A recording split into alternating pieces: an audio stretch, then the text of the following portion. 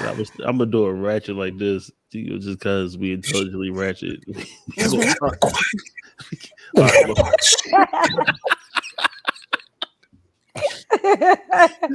Because we're doing the intro. Shut up, Bishop. Look, we live already. We gotta do the intro. Stop. We're trying to be professional. This is a professional broadcast.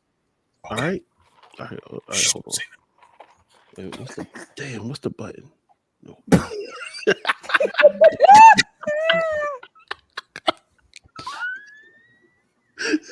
All right, hold on.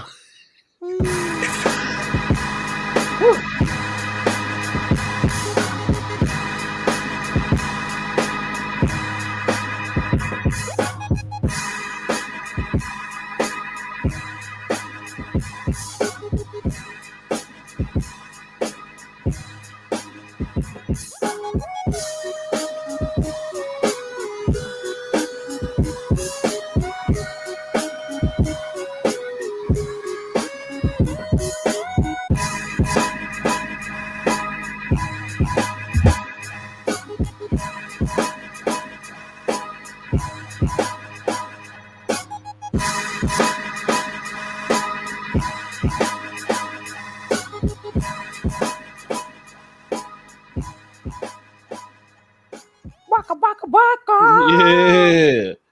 What's happening? This is Intelligently Ratchet episode. What episode is this? 156. 156. Yeah. The episode. We in the building. Got Bishop in the building. Got world renowned Candy Carver in the building. Hey, y'all. Yeah, we here. What's happening, everybody? How y'all doing? And I'm feeling great, man. Feeling awesome. You know what I'm saying? Sorry I couldn't be in the room with you today, but you know what I'm saying? I made a milestone today. Yeah, it is. It's all right. A year and a half that one of the twins has gotten sick. Oh, wow. It's a milestone. They have never been sick ever. They have never been sick. Wow. Right now, she got a little little bit motherfuckers been in our house through the COVIDs. I'm telling you, they have not gone anywhere. So, you know what I'm saying? So she's dealing with it. She's still her chipper stuff, but she's still dealing with it. Danny, what's up, Danny? What's happening? All right, as always, y'all, this is, like I said, this is Intelligent Ratchet's episode 156. You know, it's a show we talk about a little bit of everything and a whole lot of nothing. Yeah, y'all like that. As always, shout out to all the Ratcheteers that's becoming in the building. Make sure y'all like, comment, subscribe on all platforms, Twitch, YouTube, Facebook. Please share it to your timeline. It costs y'all nothing, but it does everything for us, and we greatly, greatly appreciate it. Go ahead and do that. As y'all Danny, listen. Danny. Socks.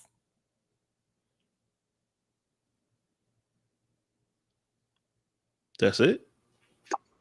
What? She just said socks. Like Ace Blaze socks. Yeah, I talked to him about that long time ago when he first came out of merch. And also the alligator has a Wikipedia page. The alligator has a Wikipedia page. They talking in code, but okay. Oh, what's the alligator? Do tell what y'all talk about. We can't talk about. Yeah. What y'all holding out on for? You ain't ready yet. Maybe tomorrow. Maybe. Oh, what is it? Is it it don't matter. It don't matter. Maybe it don't matter. Maybe tomorrow I'll talk to you about it. Nah, you ain't gonna be sitting there for that. I don't like that shit. You gonna fucking talk to me. I talk to you, Bishop. I talk to you an awful lot. I don't know what you're and that's what I'm saying. That's the reason why I don't be having secrets, because I didn't put up. I ain't gonna say nothing. How you be having boys in your house? Yeah, Danny, what's up? Daniel, what's happening? Yeah, I ain't gonna. You know what I'm saying? You know what I mean? Candace be having boys in her house. Ooh. Hey, tell you're a grown ass woman. You're allowed to have whoever you want in your house. I do not have boys in my house. I only know 2 boys, and they are 3 and 5. They're men. She had men's in the house. Men's. Daniel, what's up, man? Yeah, shout out to Daniel. I got to meet him over the weekend from Beats and Bars, man. Oh, really? Yeah, he came out. Yeah. Darn snaggle too for Rocket. Danny it was crazy though, because when I didn't see when he introduced himself to you, but I saw him when he introduced himself to Phenomenal, man. And it was like they were like Wonder Twins activate. It was like they stared deeply into each other's eyes. They were like, we will shout. Yeah, they did. And they turned into another person. It was Super Saiyan. It was awesome. Justin. What's up? I like your outfit. Thank you. You know, I try all summer. I appreciate you. All summer. What's that glass bottle over there, Justin? Oh, there's some Don Q, Puerto Rican rum. You know, it's a pretty bottle. That's nice. It's a nice, pretty bottle. Okay. Appreciate it. Yeah. Bishop, your birthday's on the way soon. We're excited for that. Yep, on the 8th. So I want to just say to people, you know what I'm saying? I just want to have a little get together. And when my get together, I don't like, I'm not a really big present person, but I would like your presence. You know what I'm saying? If you could bring a stick, you know what I mean? Which means either a gun or oh, I got one for you already. One or two. I got one. Either one. Okay, so yeah, and that would be dope. Or bring something to drink. You know what I'm saying? We're gonna go ahead and we're gonna either way. I'm just saying that to everybody that this damn cat is wilding out. Okay, anybody that's coming through that wants to come through, just bring a cigar or you know what I'm saying, a firearm, preferably without a body on it. And you know what I'm saying, or some liquor. One of the two. You know what I'm saying? That's a good gift. That's what I want for my 40th birthday. That's a nice gift. I like that, Bishop. A firearm without a body on it, right? The firearm without a body on it is the gift that keeps on giving. You know what I'm saying? I like that. Yes. Because never mind. We'll talk later. And then my next birthday, this is what I'm gonna do. This is what I'm gonna do for my next birthday, though. I'm gonna ask people to bring bullets. I don't care what type of bullets. You know what I'm saying? Just bring me boxes of bullets for my birthday. I like it. Loose bullets. Boxes or bags of bullets. They could be assorted. I don't care. You know what I'm saying? I'm putting mine in a sandwich bag. I got a whole bunch of joints. They're gonna be like currency. They gonna be like penny candy. I'm just putting them in a sandwich bag. Give them to you. These are bullets. These are bullets. Oh no, penny candy. Oh, yeah. Penny. Wasn't that a wonderful life we had as children? Life was good, yo. Penny candy and quarter waters and freeze cups and styrofoam. The styrofoam. Oh, that's what y'all call them, quarter waters. We call them hugs. No, I don't call them quarter waters. Y'all call them hugs and quarter waters. We just call them like barrel juices or something. Like it was really lame what we called them. But all of the things were so wonderful. It was so good back then. I'm not saying it's bad now, but like it ain't good enough. They just got like weed nerd ropes, and they eat too much of the weed nerd rope and get too high and then they fall asleep. Like that's not even fun. Right. Don't get too high and fall asleep. Can I say right now? I just want to go ahead and put it out there, man. That listen, the man, he who hath put the tree inside of the cookie and candy have done it a good thing. I'm a bishop, I could say it. You know what I'm saying? That's good. You know what I mean? You have done that, have done it. Hey, Ken, what you got going on? You got a boxing glove on? What's going on? You know what I'm saying? What's popping with your hand? Oh, I got a bag of gloves, yo. So these are all. Is that the henna hand? Oh, henna's gone. That's been 7 days. However, what I have it has 7 whole days. Yeah. So, but what I've decided after 7 days, I am going to be a 40-year-old woman with the hand tattoo, and I am completely okay with it. Yep. Possible.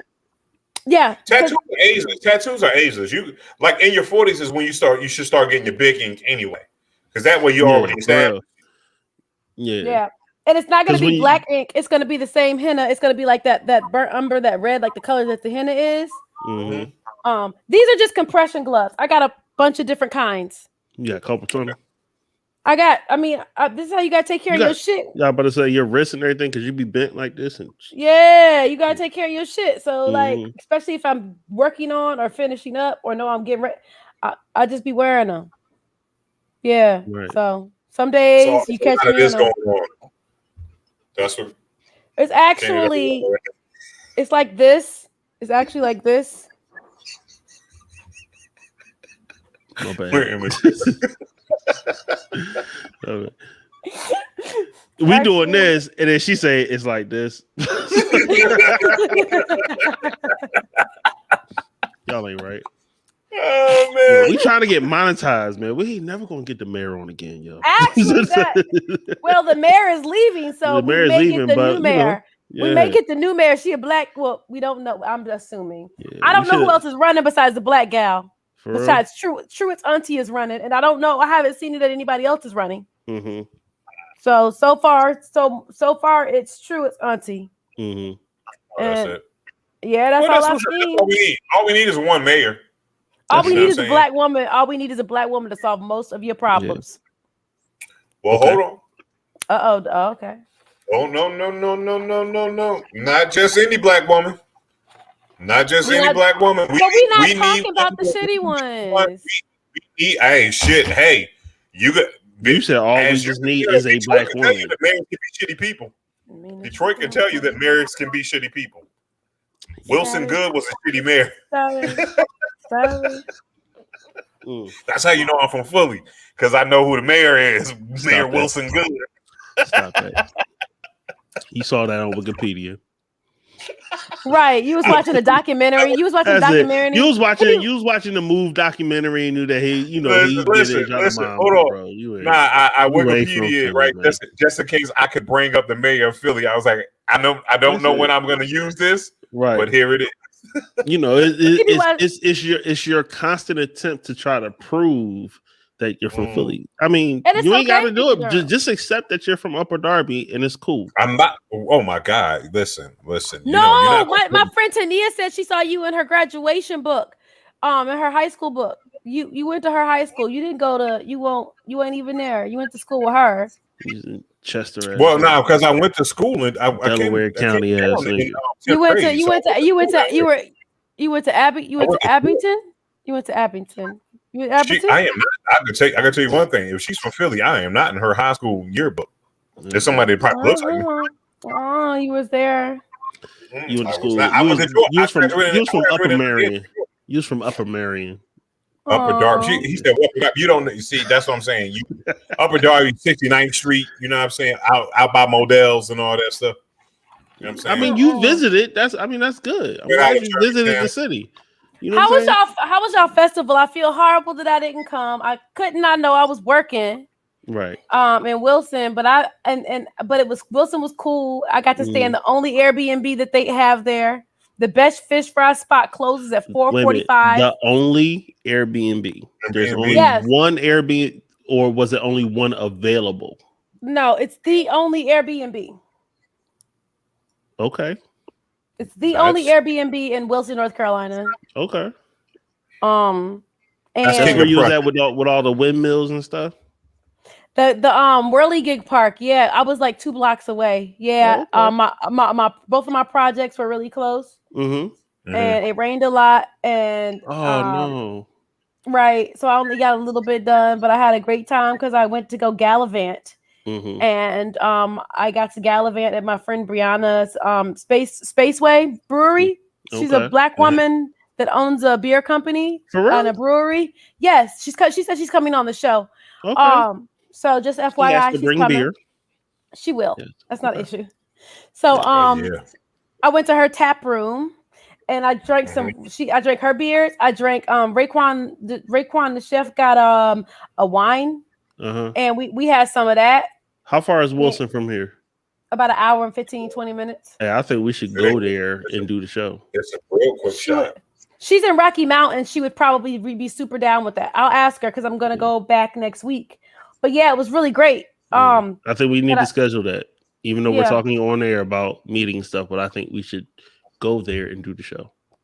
I think that would be a fun party. Yeah. We just need to find one more person to go? No, Airbnb. Oh.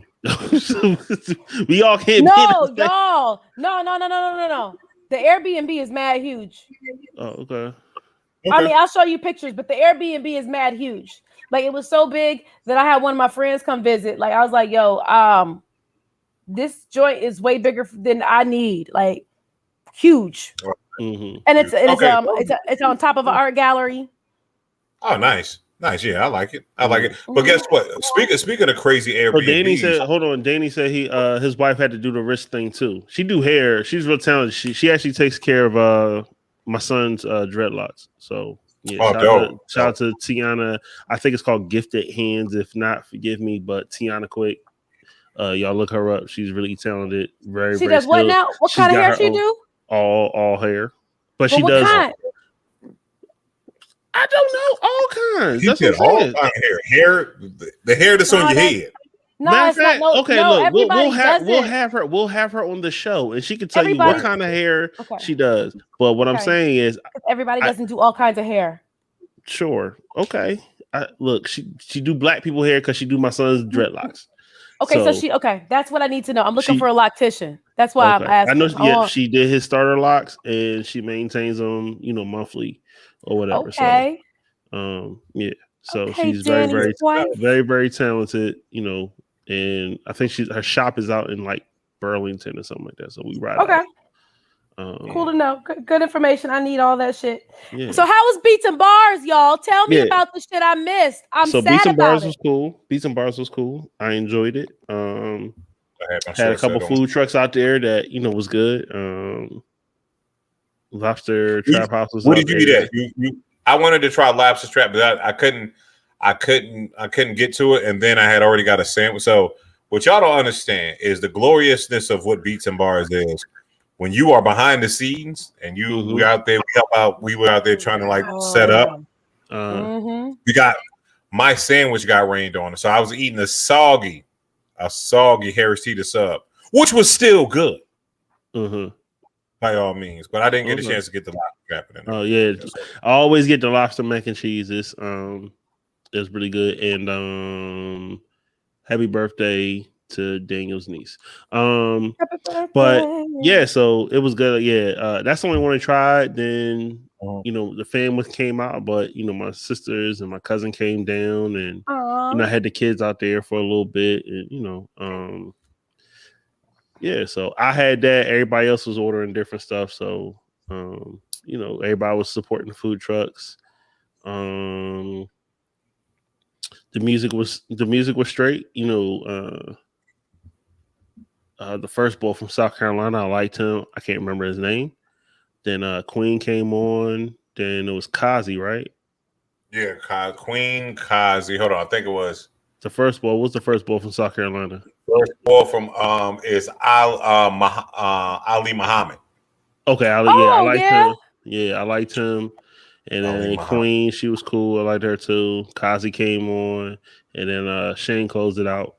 Yeah, it was good little show, good little event. I felt with Burn Bright, even though he's from Jersey. You know what I'm saying? And then Shane did his thing too. But yeah, I as far as host of Beats Bars, like I thoroughly enjoyed the 16 is not enough. Those cats, I don't know if you were out there during that time. I heard about it. I heard about this. Yeah, I heard about 16 is not enough was super dope. Yeah, man. It was like, yo, they came out and did their damn thing. Like we only had 6 MCs. Trey Mars, A Monroe, Eternal MC, Jamal, King, and somebody else I'm missing. Group, Lynn Group. Lynn Group threw water at me. Water at me. This is what I said. This is what I did. So so Beats and Bars is created by me. So it's my universe of the way I want shit to go on in the MC. Wait a minute. Hold on. Like Beats and Bars or 16 is not enough? 16 not enough. No. Beats and Bars is created by Crystal. Excuse me, I misspoke. 16 is not enough is created by me. Gotcha. Which Crystal allowed me to curate and put inside as one of the events at Beats and Bars. So I get to talk the way I want to talk in that joint. So if you lose, and we have an odd number of people that go into the finals, I mean the quarterfinals, then we pick out the people that lost, right? So I called it the best of the losers. Right. And I was like, so bring all the losers back up to the stage. So what they had to do was this. They had to rap 30 seconds so the judges could pick who they wanted to move on. So as Groot was rapping, he threw a bottle of water at me and said, "I'm not a loser." Well, I was on my phone, so it's like when it hit me, it was hilarious, yo. Because I was like, "Oh," because he got like, he tossed it like not the intro. He didn't really do it, so it was hilarious. So they was making fun of me because it scared the fuck out of me, whatever. It was like bitch was about to run. So that was I gave him 4 bars. That's how I know you ain't from Philly. I gave him 4 bars. I gave him 4 joints. Because I didn't want to jump on him. You know what I'm saying? I had an all-white suit on. What I'm going to do? You know what I'm saying? Hey, you know what I'm saying? I was going to compliment you on your fit with the hat. You had the hat. You came out with the hat with the lime joint. And then you had the Pumas. The Pumas was tan and matched the things on the inside with the pink. Right. And I was like. But you did a good job. You did a good job. He blushing. He all happy. You did a good job. I said, go ahead. I was in fucking Wilson, North Carolina, looking on the internet at this motherfucker like, look at the illest nigga in Durham with his short set on. Yeah, bro. I was confident, man. I felt real confident in that short set, man. You know what I'm saying? I was like, yo, because at the end of the day, you couldn't say I wasn't one of the flyest motherfuckers there. You know I told y'all. You had to coordinate. Catch fire. I had to my coordination skills are awesome. You know. And now it's gonna catch fire. Everybody know now. Like everybody know. All the niggas said. You seen your shit when you were posting selfies with your short he was feeling it. He had the camera down low, hitting the feet. That was P. That was P. P hit that joint there. Yo, shout out to P Nominal on that. When he coming in late, P hit me with that bitch. Is like, I said, ew. P Nominal. And had me looking slim too. Ew. Yeah. That's what a good short set'll do. I told y'all. Yeah, shout out to P9. You know what I'm saying? Shout out to P9. Yeah. He was the DJ for Kazi. Yeah. Our own very own P9. Yeah. And he did a great job. I heard that too. Yeah, I heard. He knew the words. He was doing the ad-libs. When Kazi stopped, he's picking right up with the verses on the end. You know what I'm saying? Ad-libs and everything. He was shout out to P9, man. You know what I'm saying? He was a little shaky though. He was like, yeah. Yeah, I heard he had his deep voice. I heard he pulled his Donnie Simpson shit out. Yeah, he pulled his little DJ voice out. He was like, yeah, think of DJ P Nominal. DJ P Nominal on the 1s and 2s. I'm so glad. Man, he kept it cool. I think this Beats and Bars was dope, man. A lot of people came through. You know what I'm saying? That they rolled through. They shout out to Bull City Apparel because you could have got free. Did you spin the wheel on their side? No, Justin? I didn't. I just wanted to buy. So I just wanted to go with support or whatever. Yeah, Bull City Apparel. Yeah. Yeah, no doubt. But my son spun the wheel. He got a hat, so I was rocking the hat. Most of the time while I was out there and everything. And I think my youngest Avery, he got a mask and everything, so it was cool. Yeah, shout out to them. Definitely. I'm rocking the Bull City Apparel joints that I won. I think I'm inner. You know what I'm saying? What is it I'm trying to do? I'm trying to do my. Evoke your inner Kazi. He got his inner Kazi. Oh my God, it's not working. And I'm happy, Speaking of Kazi, I'm happy because like I say he performed, and I was messing with him when he said that he was. I was like, bro, I'm only coming out if you do Lights Go Down. Otherwise, I ain't coming. He's like, all right, damn, I'm gonna come. And he did. So he did it. Yeah, he did it. You know what I'm saying? And I did. The little ad-libs to the hook. I love that song. So Aww. yeah. Just was killing the ad libs in the back. Let's talk about when you would have thought de facto was dead. You thought I was de facto. Well, I should have been on stage. He's I like, should have been doing it. Because first of all, you get like when you're Bishop Omega's friend, you get backstage access and stuff like no one says anything to you. I'm out here. So he was in front and did it. I was like, is de facto outside or whatever? Then he came back and did it. Like, yo, he was doing it from the back. Everybody was looking at me crazy. I was like, oh, y'all know the song. I'm going to the back. I'm hyping my man up. You know what I'm saying? Y'all know the song like that. That's love, Justin. That's cool. This is how this is who I am. But yeah, so I want to shout out to the event was free. So really shout out to Crystal for curating all the sponsors and all that made it happen. Her putting out her own money, like getting the spot. Shout out to the city for the permits and all the people that came out.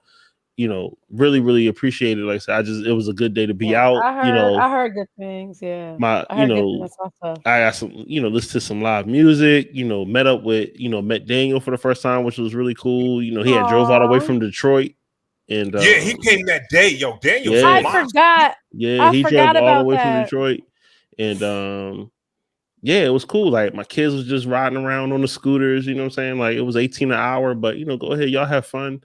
Like, it was just a good day. Good food, good music. I wish I'd have had some liquor in my cup, but I was straight. I had a straight time. I ain't bring that out there. Just juice. Nah, but I'm just saying I didn't bring anything out. You know what I'm saying? Right. And there was nothing local. I was dumb sober the whole time. Like if y'all know about Bishop Omega at Beats and Bars, if I'm I was always there, like 9 sheets in the wing. Yeah. None of y'all would have been sober. Like I'm saying, I'm 9 sheets in the wind. I'm fucking on stage. I'm a damn animal. Yeah. I'm an animal on stage. Like because normally we're right by a bar. You know what I'm saying? We're by somewhere we can get drinks or whatever. Or you know like what I'm saying? the Dirty Bull is sponsoring, or you know what I'm saying, PBR or something. Yeah, like that. right. It's cool. Get your drinks and stuff like that. Yeah. You know what I'm saying? Or, you know what I'm saying? Someone comes with magic cookies or candy. I'm not saying nothing was wrong about it. I'm not saying nothing was wrong about it. Like, it was just a really good day. You know what I'm saying? I kicked it with Finn. We got to crack our little jokes. I met Daniel straight. You know what I'm saying? I got to see, my homeboy Juice Lord Magnus. I got to shout him out, big him up. He always gives me good energy whenever I'm around him. So, we had a good time and it was cool. Was a snake? Was a snake there? No. Mine was.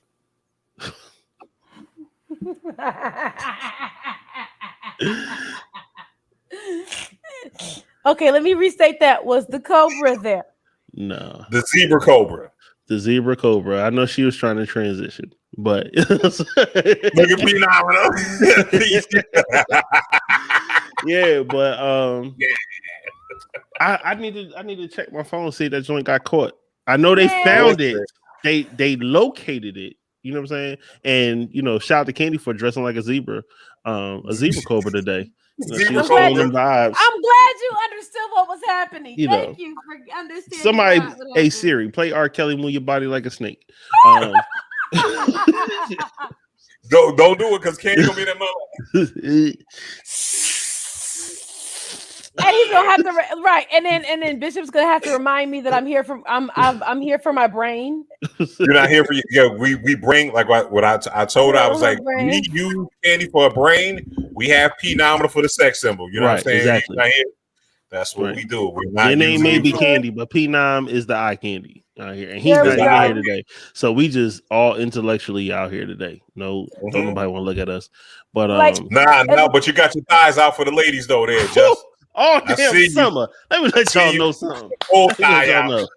You know what I'm saying? And the shorts don't come to the knee. Y'all better stop playing with me. That's what I'm talking about, y'all. Don't be scared. It don't matter. It don't matter if you got thick legs or skinny legs, or if you skip leg day and still wear them shits. Put some butter around your knees. Whoo! I'm telling y'all. Somebody, I think just said that too. He was like, "Oh, you out here shiny too, bro." Like, yeah. Somebody said I put on extra baby oil. He was out there glistening, shining. Yeah. All of his shirts said, Listen, AJ. Plus, I went super old school. After I got the short set and everything like that, I went to the tobacco shop and got me some Muslim oil, Isi Miyake. I had Isi. Oh man, I couldn't find my cool water, so I'm like, that's my joint. Short sets and old school fragrances. That's you know it. what I'm That's saying? how you feeling? That's how I'm feeling. You know what I'm saying? All I'm right, feeling no like doubt. myself, man. No doubt. You know what I mean? But yeah, the snake. So back to your snake boy. Back to the snake boy. Like, my thing is this right here. And did you see the picture of how the dude? They showed a picture of the owner next to the goddamn snake. You mean the child? It's somebody's kid, Bishop.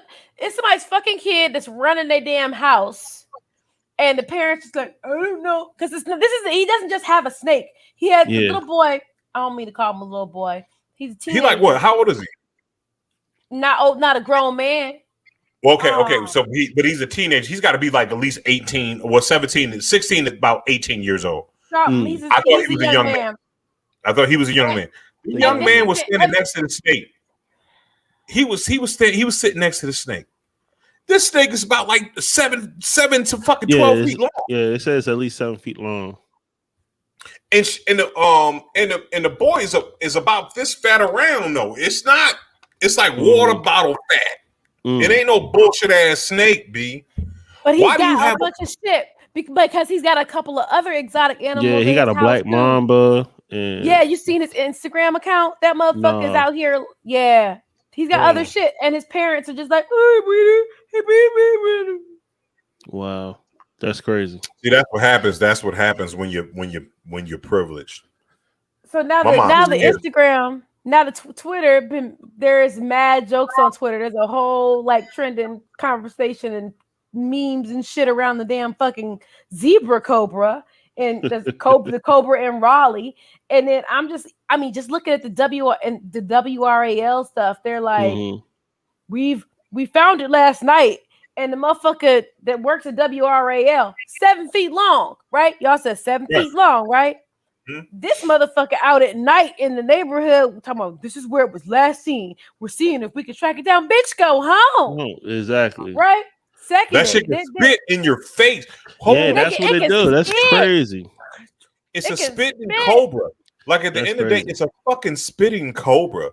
Like, you know what I'm saying? Like, you know what I mean? And and that took me back to the days at the Philadelphia Zoo.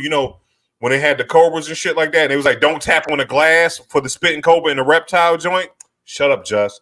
You remember you go into the reptile house, you bitch ass nigga. You know what I'm saying? It was like, yo, it's the alligators on this side, and then the spitting cobra is like right, and they're like, don't touch the glass because this shit will spit at you, and we want to use it for venom. You know what I'm saying? It was like a little couldn't do it. Damn it, Daniel. Yeah, I'm cool. Yeah, I was looking at that too. I was like, I'm like, why? Like, right. So he's got a bunch of damn. He's got exotic animals. This is just one of them. There's also a rumor that this motherfucker been running out in the streets since last year. Oh, okay. Well, they got eyes on it. Last time I checked, when I text y'all, a few hours ago. Yeah, they had eyes on it, and it had got to somebody's house and got into the siding, and so they had showed it like coming out because they said it was coming out and like it had a hood up. You know what I'm saying? That's when it's like in an attack mode, and so I guess they're gonna start pulling the siding off that people's house or something. Cause I'm suing that little motherfucker for making my ass have to be crazy and feel stressed in my house. You know how stressed I'm gonna feel for the rest of the year or however long. Crazy. Listen, when I say this right here, it's a 7-foot ass snake. Crazy, right? But Candy, what when Just put in the chat, he was like, they found the snake, but they haven't captured it. Yeah. This is how that conversation went. This is how it went. Live right now. Hey, yo, we're gonna do it. Other way. There you go. Hey, yo, there go the snake, bro. Pick it up. Get the motherfucker. I'm not picking the snake up. You pick the motherfucker up. Shit, I get it. You get it. Nigga, I can't pick the snake up. I'm allergic to snake venom. That's how the conversation was. That's why you put eyes on the snake and not touch that motherfucker. They're like, no. Call the owner. Did you see the shit I sent? The shit I sent was screenshots of the newscast posts and video, like photos. And so first it's like, it says they've located the snake and they're on the site. Then it says that now the police they made the police back up and they gave them niggas binoculars. Yeah, the motherfuckers was like this. I'm like, y'all stupid asses really. Man. So the shit is hilarious, but it's fucked up. They treat that snake. They treat that snake like a terrorist. They like, yo, that nigga has a bomb spray. Like, fuck that. Because it's like it don't matter how many. It don't matter how tough you think you the fuck are. It's fucked up. No, listen, it's hilarious, but it's fucked up because these are human resources that we're using because this little motherfucker left the snake out. So his parents should get fined. What? Yeah. At the very least. Yeah, they should be fined. They should be tased. And I wonder if he has a permit for it. Because it's like certain animals, reptiles, stuff like that, you have to have permits for. Yeah, you gotta register. You have a permit for. So they, like I said, they already said that he had a black mamba as well. So I'm like, damn. Black you got permits for this? Kobe Bryant? A whole Kobe Bryant. That's what I was thinking. Yeah, because I was thinking. He got a whole Beatrice kiddo out this mug. Y'all know about that Beatrice kiddo. Y'all ain't real. You ain't real. Y'all ain't real. Y'all know about that Beatrice kiddo. But yeah, like I'm looking like that's crazy. Nah. I don't think Black Mama also did it. Did it for real? Why they keep talking about the Cobra? I'd have been like, yo, there's snakes out here. whoa. You because Black Cobras, like Black Mamas are evil bitches. Yeah, both like of them motherfuckers will attack you just because they ain't got shit to do on a Tuesday. Yeah. Well, that's the fuck he's doing. Last year. Okay. Last year. So he got what if the joint like made it? The Black Mamba and the Cobra. And made you talking about almost like a zebra mamba. Okay. So we got to talk about how DNA functions. I'm just saying that'd have been crazy. No, we have to talk about how it's the same reason that the lady doesn't get pregnant from the donkey. I got you. I understand. But they still snakes though, right? Because you know, if you get a male tiger, it's not gonna. It's just like a snake. Like they don't do that. I said what I said, Bishop. I said what I said, Bishop. Okay. I said what I said. Snakes is evil. Snakes is evil shit anyway. Because snakes will eat other snakes. I'm like, you ain't my type of snake. I eat your ass. You don't smell like me. I eat your ass. I don't like snakes. Ugh. I like snakes. I don't like killer snakes. No, I don't fuck with snakes. Period. Can I say this right here? This right here is one of the. I use an example or a metaphor about how you choose your friends. Yeah, it's annoying. Right? You know how people be always like, yo, I'm around rats and snakes and all that stuff. My friends don't treat me right. And what I tell people is this right here. I always say when they say that, I say, you can appreciate. You know what I mean? We could go to the zoo right now. You got to learn the animals in your zoo. You got to have to compartmentalize the people that you have in your life. Like I can mess with a snake and have a great time. But you know what I'm going to do? I'm going to keep that snake behind the glass because that's what it's supposed to be. I'm not putting my lions next to my zebra. I'm not putting, you know what I'm saying, the mice next to the elephants. You know what I'm saying? I'm not doing that. You know what I mean? You compartmentalize your people. And this is what that says to that. It's like, yo, first of all, if you're going to fuck with snakes, man, make sure your snakes can't get out. Like, I don't mind you having a poisonous snake. Because someone has to have poisonous snakes in order for hospitals to get like the fucking anti-venoms and all that shit. It's cool. People do it all the time. But listen, if you're gonna be irresponsible, take them shits out of here. You know what I'm saying? I agree. Or if you're doing something like that, open up a dangerous snake enclosure or something like. If you want, because there's ways. Give it a space. Right. You lost me for a second, but I got you now. All right. I thought you were talking about friends and people. That's why I was like, wait a minute, what? Well, no. Friends and people can be snakes. How many of us have them? friends. I got what you're saying though. Now I'm catching on. You really talking about snakes? Okay. Right? No. Actually, I was talking about people. Then I switched over. But no, I'm saying it makes sense in my mind. Got you. I'm tracking now. I'm tracking now. Yes, I'm tracking. So that's what it is. Track. Yeah, I like that song. I'm gonna listen to that on the way home. I like that shit too. That's the shit. I took my roof off at the red light. Hey. I keep saying I'm like my next car I'm gonna buy. I'm probably gonna get a convertible just so I can like play them joints. Yeah, I'm gonna have Okay, you can play all the convertible songs. Like you play songs like drop the top and let the sun shine in. I let my boots lay back. Yeah. Yeah. Exactly. Okay. All them joints. Car ain't got no roof. Oh, we be in the city. Yo, I'm gonna have a convertible playlist. You know what I'm saying? Start curating that shit because I'm sure it's coming soon. Yo, I'm out here. It's gonna be but start curating. Yeah, one of my next cars is probably gonna be a convertible, just to bust out on Sundays and you know what I mean? Drive around. I like it. I like the idea. I like that you can just take Victoria. You guys still Victoria? You still got Victoria? Mm-hmm. Has anybody ever done that before? Probably, but I don't think it's really. It's not safe. It's not a good idea. No, it made me laugh inside. I don't really.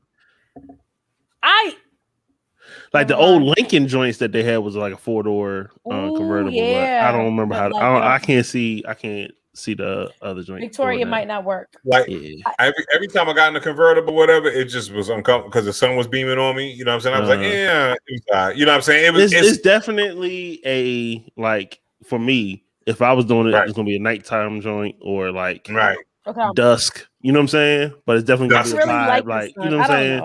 I'm pulling up, got the joint down. You know, type thing. Just cruising. It's for aesthetic. Yeah. I don't. You know what I'm saying? I feel like because it was just always beaming down. Like because it was always mid afternoon when I rolled because my man had He had the Nissan Z joint. You know what I'm saying? Out of the Harlem Ring, and he took the joint off. Whatever he's down bike rally, whatever he had his joint. You know what I'm saying? It was cool, but it was hot as shit. I'm like, man, But see, that's when you just had your shirt off and you just be. I can't be in a two-seated car with my mans with my shirt off. It's summertime, man. You outside. The weather is hot. The weather is hot, and girls. It's not like less. Yeah. Listen, what I'm saying is if I had a short set, then I'd probably been all right. That was like in 2010 or shit like that. Yeah. But because you don't want to see me and you know what I'm saying, me with the dad bod with my shirt off, me and just riding. Bro, I got a dad bod too, man. No, hold on. Let's talk about something really quickly. All right. Okay.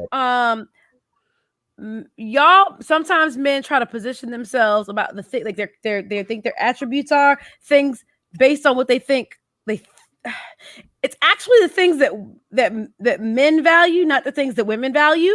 Right.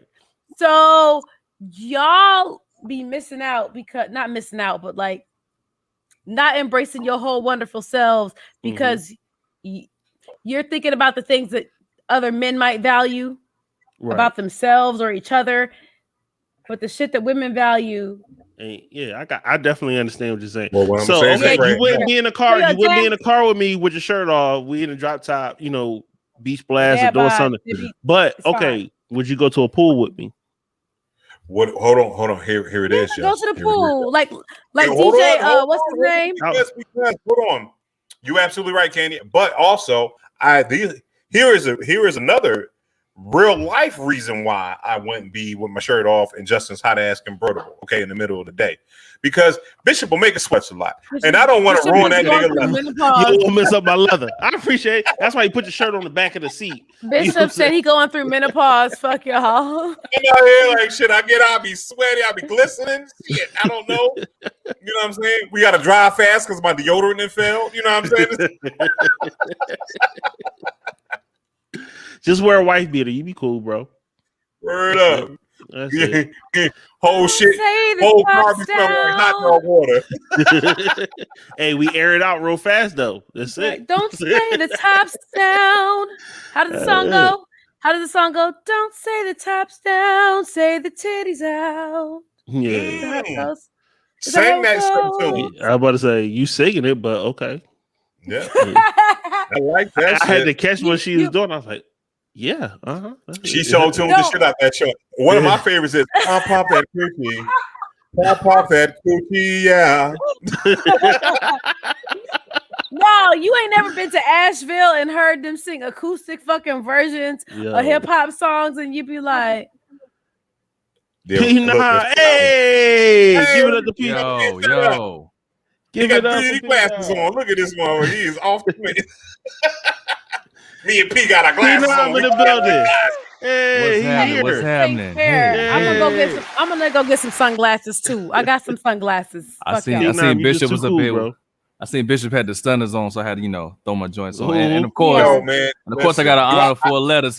Kazi, I was on stage. Everybody got the Kazi vibe. We had to get the vibe right. You know what I mean? What's up? What's going on with you, bro? 4 letters. Yeah. Four letters. Hey, Bishop, anytime you need the 16, I got you. I got you. Chest out, ankles out. Shout out to Kyle. Yo, he was out, man. He had tight ass pants on with the ankles out, with the loafers. Yeah, he had the dress shirt on. He had his vibe. He was at his vibe. Yo, Kazi had a short set on. No, he had no short set on. No. He's out there.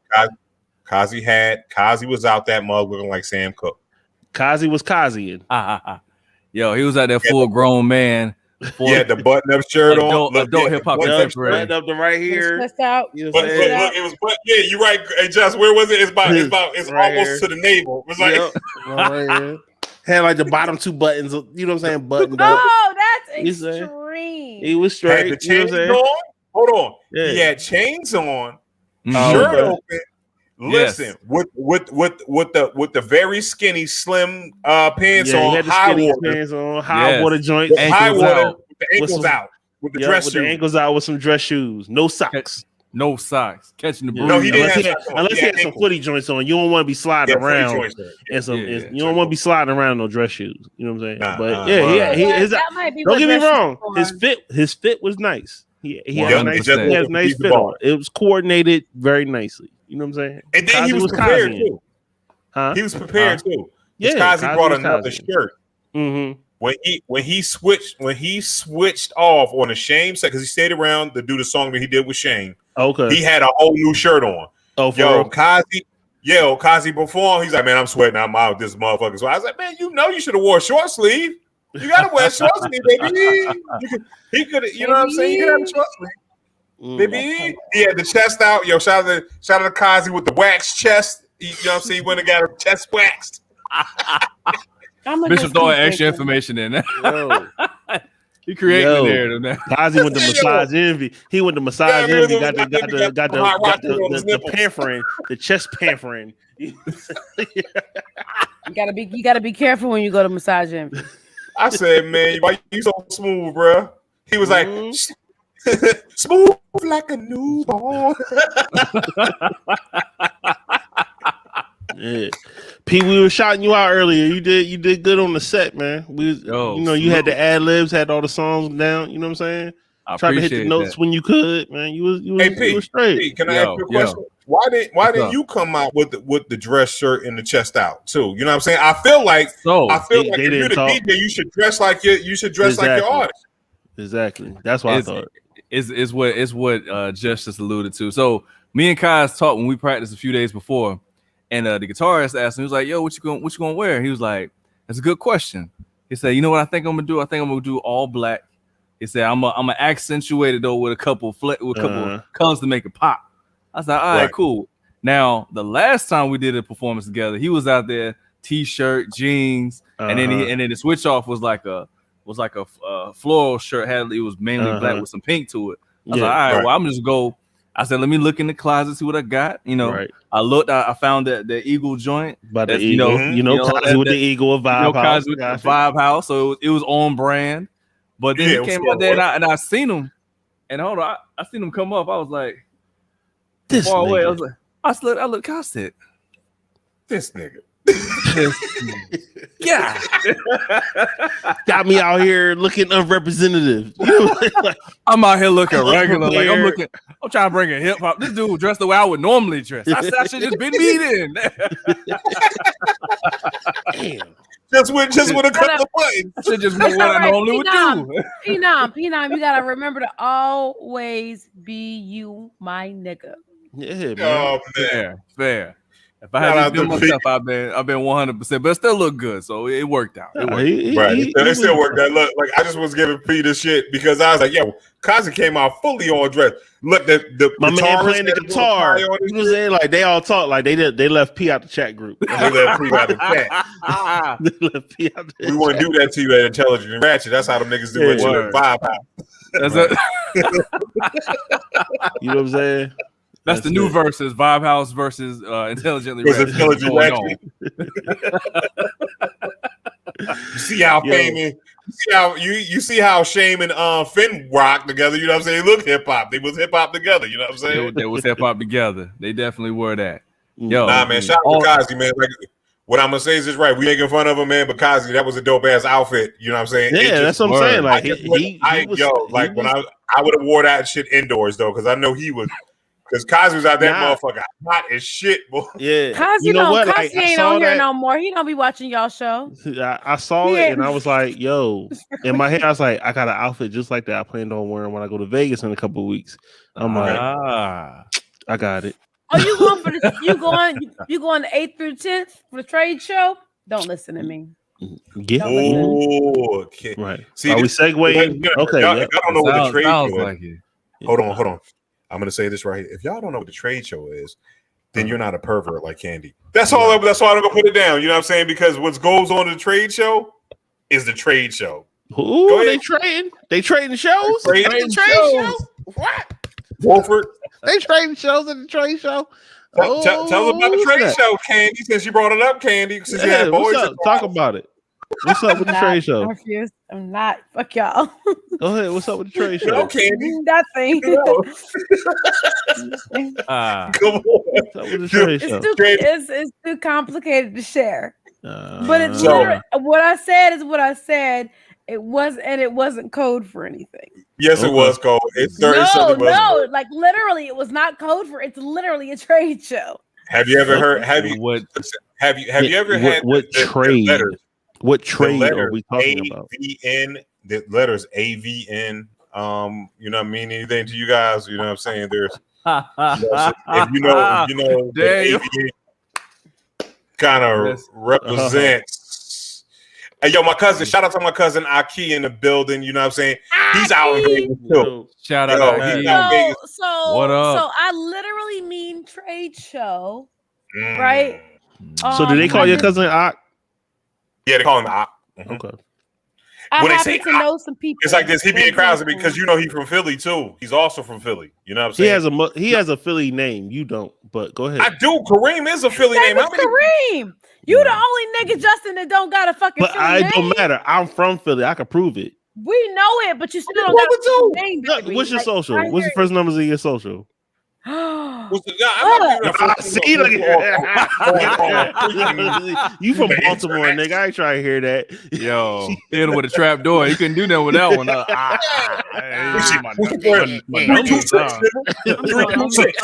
Google. But anyway, Miss Carver, I apologize. Miss Carver, I apologize. We cut you off. What was you talking about with the trade show? Please enlighten me, please. I only got a GED. Let me know what am I missing? It's literally a trade show. Don't be putting the shit on me. About what though? Okay. I'm not telling you about shit. Thank you. What it's a trade show, I get, but about what? What is it? Like what are they trading, Candy? What are they trading and showing? Like things that you can get reproduced. Things you can get. Okay. Yo, our mind's already in a dirty place, right?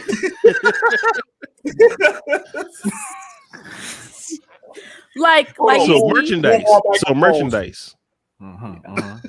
Okay. Gotcha. Word. So products and services, right? You ask me after the live button goes off, and I will inform you further. Okay, cool. But yeah, I'm going out there. You know, I might hit Cali while I'm out there. Huh?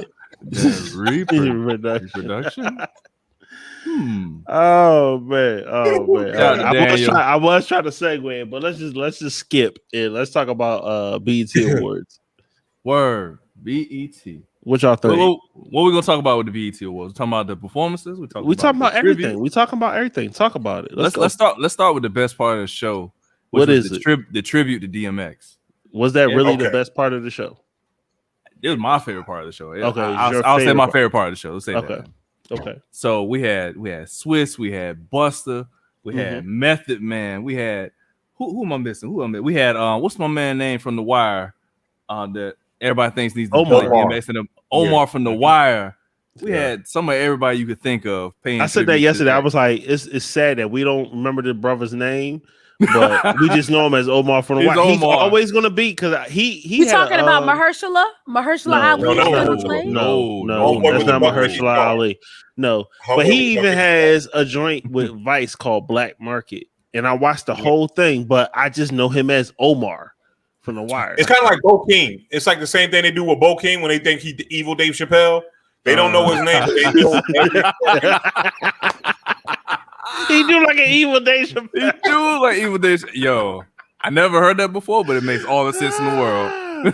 Yo, he always playing a retarded person, man. Like somebody slow. He do look slow. Don't he always play somebody that just ain't quite right? You can't say the R word. I apologize. I apologize. You can't say retarded. Hold on. I want to say this right. I want to say this right. You cannot. Special. Listen to this right word. here. You cannot say that shit no more. You cannot use retarded. Hold on. Listen to what I'm saying, Candy. Don't cut me off. You can't do it because you got to listen to the explanation. You cannot use the word retarded for people with special needs, but you can say P Nominal looks retarded in those glasses. Like, you know what I'm saying? It's one of those situations like when you just doing something that's mad stupid, you could be fucking retarded. Gotcha. It's like this. That's for people of normal mental capability.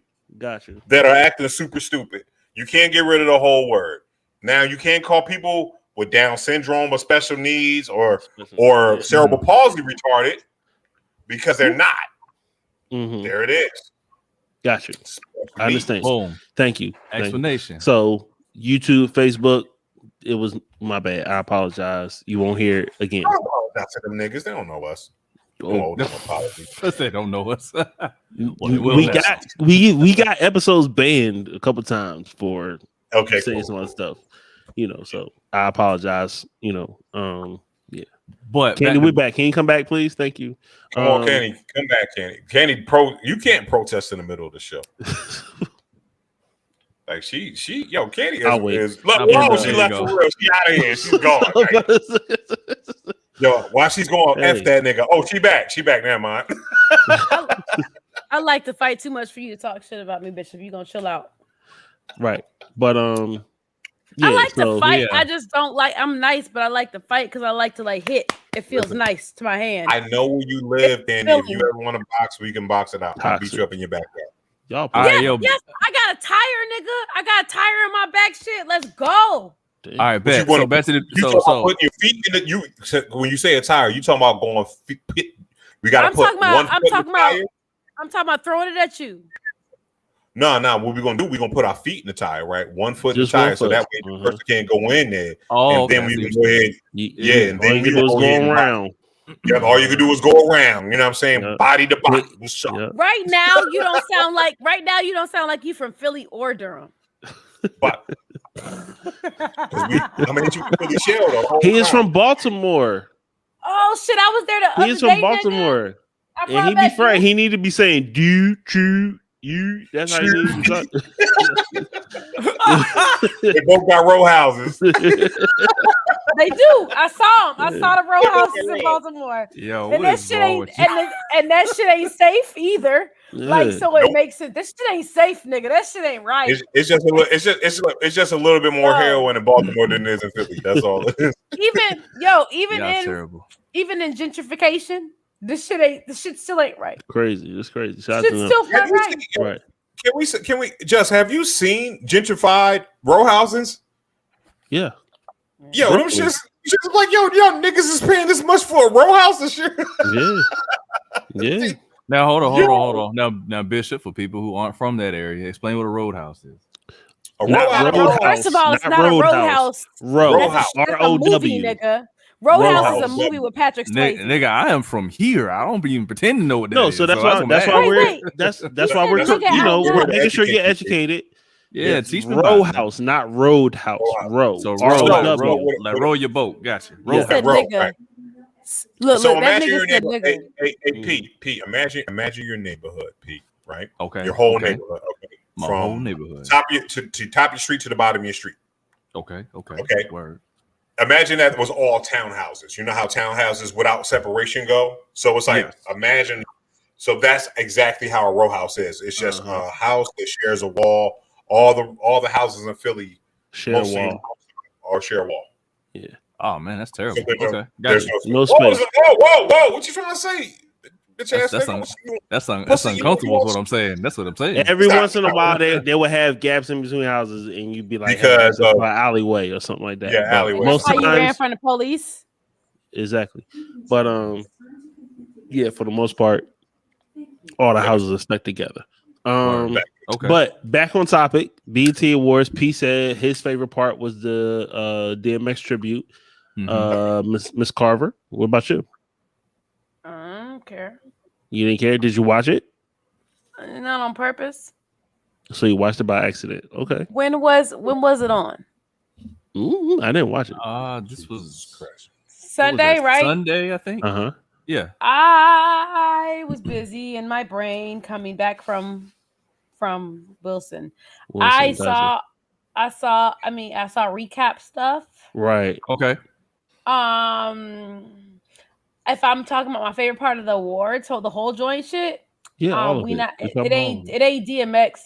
It was the wonderful moving Queen Latifah tribute shit. I was gonna say the same thing. That was. I was gonna say the same thing. Fair. I think that was the best part. Like we got North Carolina in that bitch. We had the Rhapsody. Right? Fucking Moni Love, nigga. Yeah. Moni killed that. That shit was hot. Moni killed it. Like I felt that, and then because in her speech. It felt like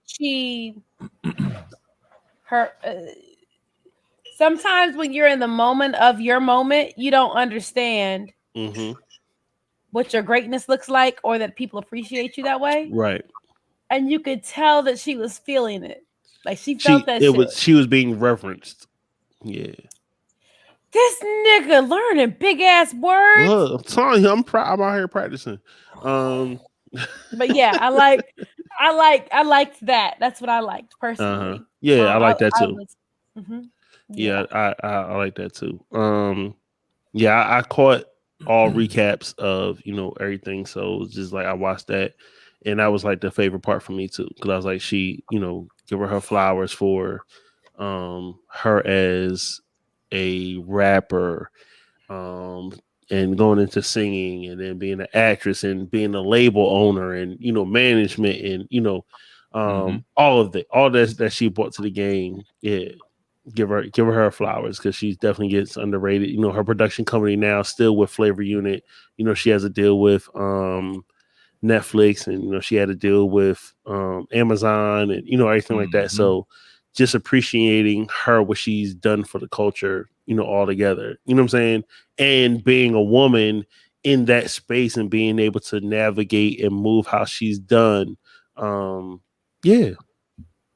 Plus all that eye candy that she has in every movie that she makes. Sure enough, with all that skin. Every single time that she makes a movie, that she stars in a movie, she's like, my romantic interest gonna be a sexy black man. Right. And he might not even have been like, I ain't done yet. I ain't done yet. Nope. So there be eye candy ass black men, and sometimes they haven't even made it into the forefront yet, right? They're not like super popular. Right. Like, dude, so I'm starting to catch up on watching Shield now. I didn't watch it before because it was boring, but now that I'm at home and I can watch it, I'm watching it.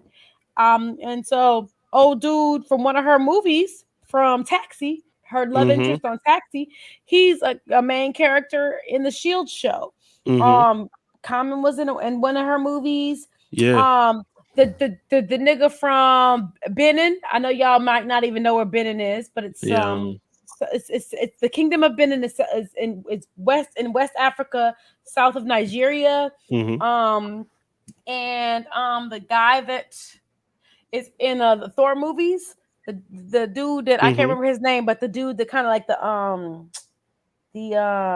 the guy that kind of guards the entryway. Idris Elba. No, that's not Idris Elba. Idris Elba is in the not Thor movies. Yes, that's the other nigga. There's no other nigga in Thor. I was about to say he's the only one. He's the only nigga in Asgard. I'm about to say is.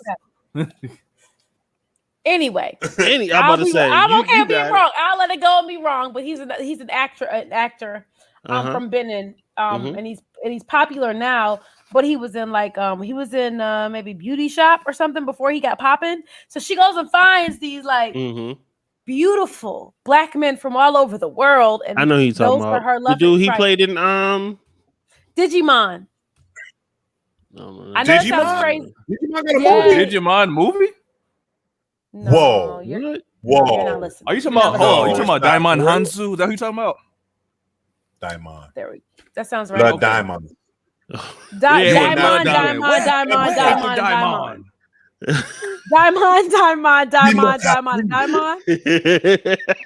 I do not have the blood Daimon.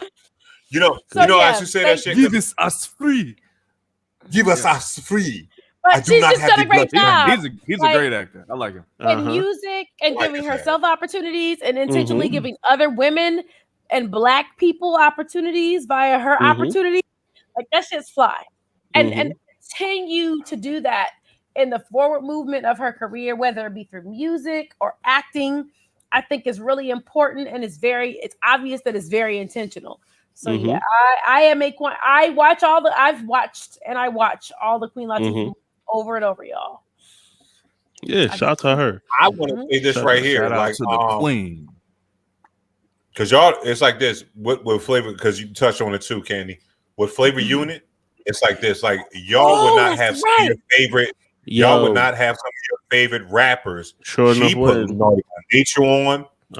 She put Apache on. Yep. You know what I'm saying? R.I.P. Apache. Like, Lonely Love.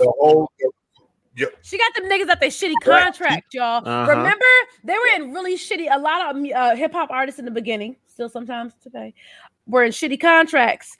And Flavor Unit was intentional about getting them out of those shitty contracts, right? Fact. Not by any means necessary, but by any means necessary, right? Fact. And so there's just a lot.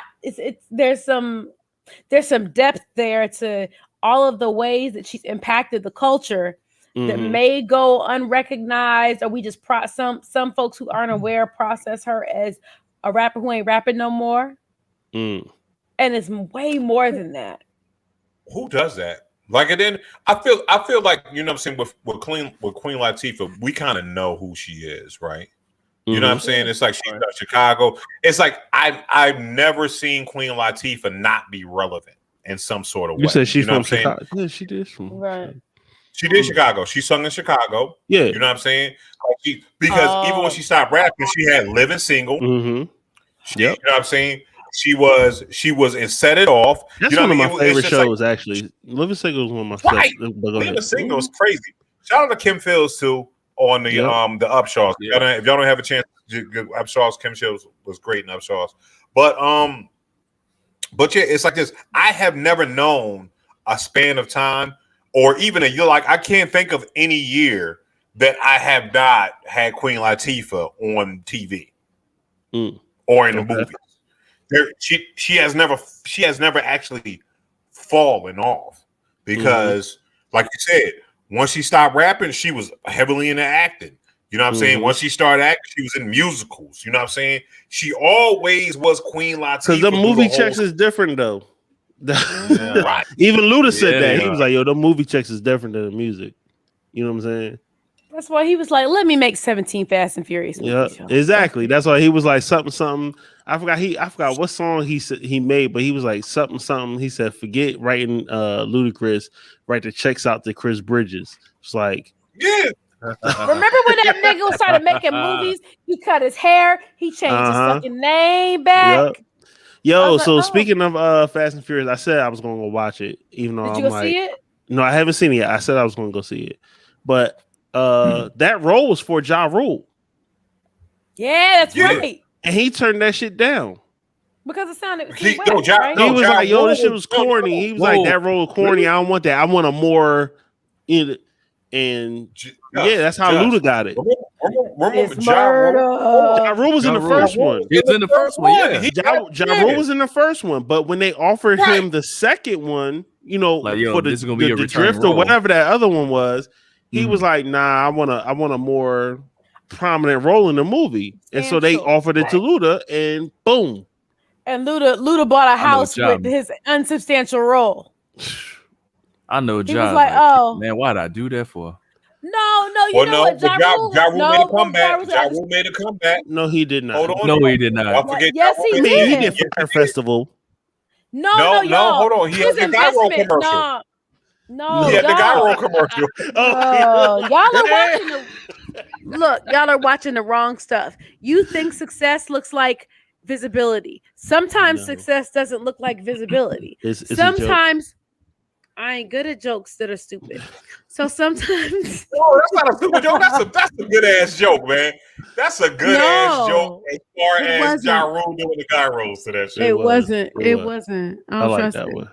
I got you. I trust. It's sarcasm, Candy. By a show of hands, who thought that Ja Rule joke was hilarious? It was funny. It was good. I got it. It was good. How sway? How? How sway? How sway? You're right. But no, true story. Like Candy is right. Ja Rule is good in investment, but he's just not good at music. And oh no, he's not good at music. Shout out to Fire Festival. Fire Festival is the shit, yo. That was not just him, and that is not all he's done. It was mostly Ja Rule. I mean, Candy, I think the point that everybody's making here is that Ja Rule may be good at other things. Ja Rule turned down. He's good at other things, but he missed out. He missed out. He missed out. Him missing out on the Fast and Furious saga is equivalent in my mind to CeeLo missing out on Happy. On Happy, yes. Yep. I agree. But no one misses out. That's a fair point. Your confusion is that no one misses out on anything that is for them. All of the people who were in place for the things that they did, he turned it down. It was for him. All I hear is Ludacris. All I hear is grew up screwed up.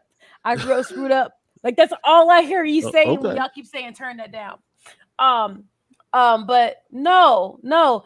Everything that is for you is yours. Mm-hmm, I get it. And it's not about turning it down or accepting as much as it is about the person that had it and it needed it that was supposed to be there was there. So who the fuck cares who turned it down? Like the other shit that they did was for them. Right? And you got to know it's for you. And it can be a whole bunch of money and then like not be. Yeah, but I'm a deep nigga. You're taking it way deeper than it was meant to be. It was the point where, like, yo, this has been nice. It's just like it's the equivalent of Will Smith. Don't take it way down the rabbit hole. Hold on, Miss Carver. We're not disagreeing with you. We're not. No one's disagreeing with you. No. They would have killed a black man. They didn't shoot the 7-foot snake. But they didn't kill a 7-foot snake, but they would have killed the black man. That's fucked up. Keep going. Talk about what y'all want to talk about now. What the fuck? Candy, you cannot go on these tangents and then bring us somewhere else. You know, we will not have any of that. But that's equivalent. Like Ja Rule turning down that shit was the equivalent of Will Smith turning down Neo in the Matrix. That's kind of the same thing. Yeah, he did. He did turn that down. where Will Smith is still wildly successful, but he still could have been Neo in the Matrix. Instead, he wanted to do Wild Wild West. Oh well, Wild West. He turned it down for Wild Wild West. Wild Wild West. Like, that was one of the worst movies I've ever fucking seen in my whole life. Can I say this right here? Can I say this right? I watch a movie. I watch a dude on YouTube. Dark in here. It's called Minty. His name is Minty. It's Minty's Comedic Arts. And he tells you the top 10 things about movies and stuff like that, like every popular movie and everything like that. And when he said that, I was like, yeah, Will Smith turned down The Matrix. Yeah, I watched the interview. I watched the interview of him talking about how the directors pitched Matrix to him. And he said when he heard the pitch, and he was like, what? No. He's like, dude, you're gonna be in leather. You're going to be in leather, and you're going to jump, and you're going to stay in the air, and the camera's going to go around you. And he was like, just the way they explained it to me, I was like, no, who are these guys? But they came out with some crazy shit. I love The Matrix. One of my favorite sagas. It just means that, like you said, the presentation was bad, but obviously the script was good. The movie turned out three of them turned out amazing. Right. Well, don't get me wrong, because Fast and the Furious movies are like bad. Like the storyline it sucks, and it's not realistic. It's like going to the strip club for like conversation. I like conversation. I like conversation too, and the strippers talk to me, but they don't necessarily always talk to y'all. Right. So I mean, Kanye may disagree with you. I mean. Who? Anyway, we'll move on. Kanye. So yeah, Joe Budden. You know what I'm saying? Sometimes you just want conversation. You ain't got to just sit down and talk to me. Agree. But anyway, I don't know how we got there, but okay. Shout out to Diamond Girls, support Black business. No, never mind. Yeah, you got to. Is it Black business? Well, right. No. But if the ladies, if them girls from Roxborough was smart, they got an LLC and it's their company and they pay themselves through it. So I'm going to call them individual Black businesses because it's not a Black business, but they are their own Black business. Yes. Entertainers. I haven't been to Diamond Girls since 2007. I've been. Where is Diamond Girls? Never mind. Don't worry. You say yourself where you are. Yep. You keep you and your short set where the fuck you are. You're flying without Diamond Girls, bro. I'm going to tell you this right here. No, it's fun there. It's fun there, but we're not gonna tell you how. I don't do strip clubs. I don't like strip clubs. You know why I like strip clubs? I've deduced this because I know men that be like, I don't like strip clubs, and but you know why? I probably like strip clubs more than y'all do, because it's not my money. Facts. That sounds bad, but it's true. And it's not. It's my like money. going out anyway. Like you're gonna get a couple of drinks your way or whatever. I get it. So you don't have to pay for the. You don't have to pay for the. Lap dances. You're enjoying it. Right. I do not pay for my. I have never paid for my own lap dance. Yeah. So. Like I'll pay for everybody's first time going to the strip. When I used to like going to the strip clubs like Cabaret Royale and Brothers 3. Like if it's your first experience, because that was my first experience. Shout out to my homeboy Reef. When I went back to Philly, it was for like a family reunion or whatever, something like that. And I got up with my man Reef. He was like, "Yo, come!" I was 19. Took me to the first strip club. So his experience, he's like, "You never been to the Go-Go?" I was like, "Nah, I ain't never been to the Go-Go." I was like, "What's the Go-Go?" He's like, "Man, what y'all call it? The strip club?" He's like, "Yeah." I was like, "Come on." So we went down, and he paid for my lap dance. So every time it's your first time going to the strip club, I will pay for your lap dance.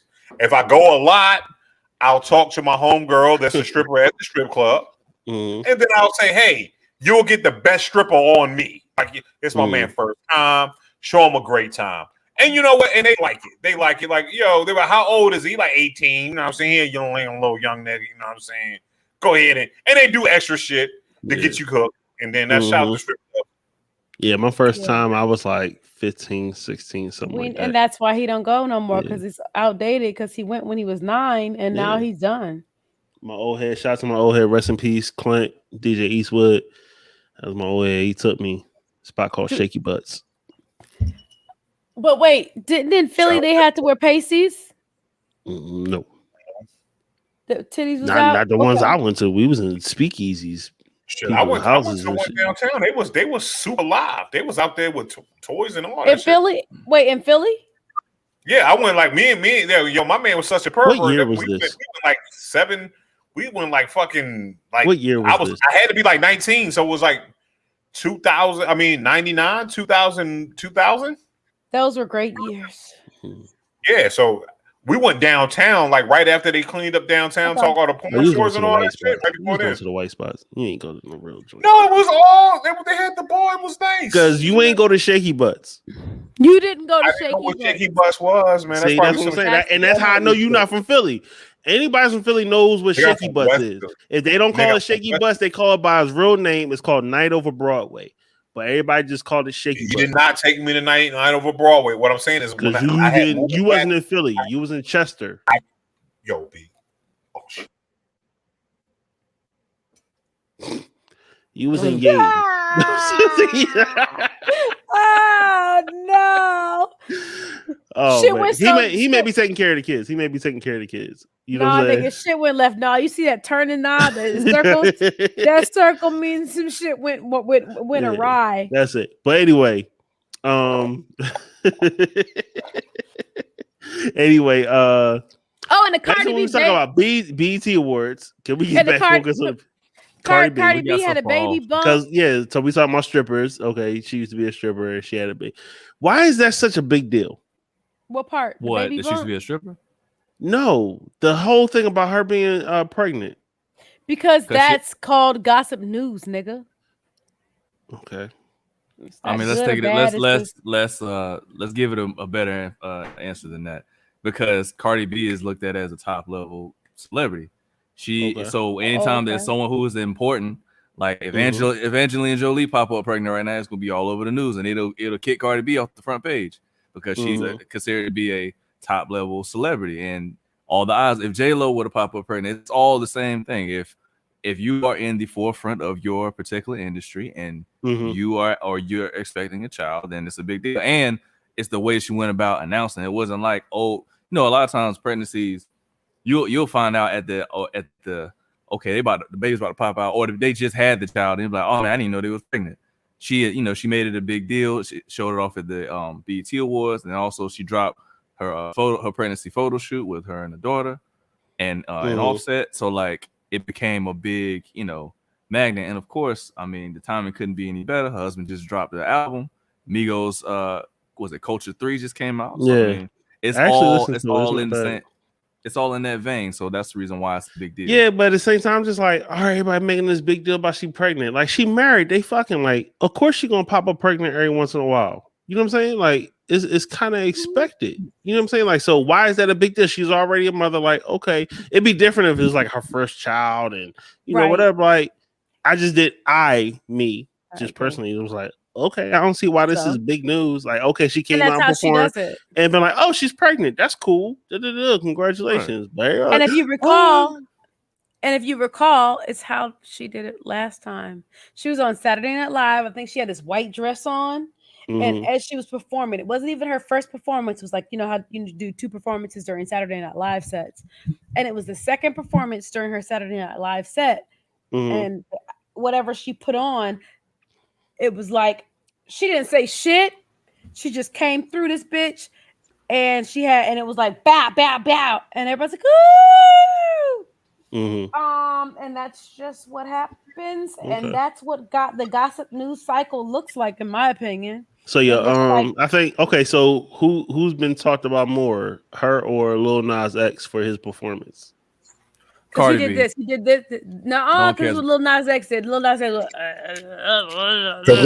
X, can I say this right here? It's kind of like Cardi B popping up pregnant. Lil Nas X is gay. He gonna do gay shit. Get over it. You know what I'm saying? At the end of the day, it's like this. So, exactly. So why is it even a conversation? Why do we care? It's like and we can't have that double standard either. Because we were all excited when Britney Spears kissed Madonna all in the mouth. So guess what? So if Lil Nas X goes out here and kisses the man in the mouth, wait, that's not true though. That's not true. Who did he kiss? Who did he kiss? Exactly. He kissed one of his dancers. He kissed some random. So it's not like he kissed Tyler the Creator or Frank Ocean or someone we thought wasn't gay or someone in that stance or whatever. Right. I'm trying to be culturally correct when I speak, but he just kissed some random dude. I mean, not everybody wants to see it point blank, period. But at the same time, it's just like, okay. Kevin Federline was a backup dancer. Right. So, okay, let's talk about his performance. What did you think about his performance? Did anybody watch it? I didn't like it. I didn't watch it. I mean, I'm sure somebody did. You didn't watch it? You didn't like it? Why didn't you like it? I didn't see it. Bishop didn't watch it. I didn't watch it. But I'll go back and watch it, but didn't like it. So we got 3 people that didn't watch it, and 1 person that watched it and didn't like it. Exactly. So I didn't. There was nothing about his performance. Well, hold on.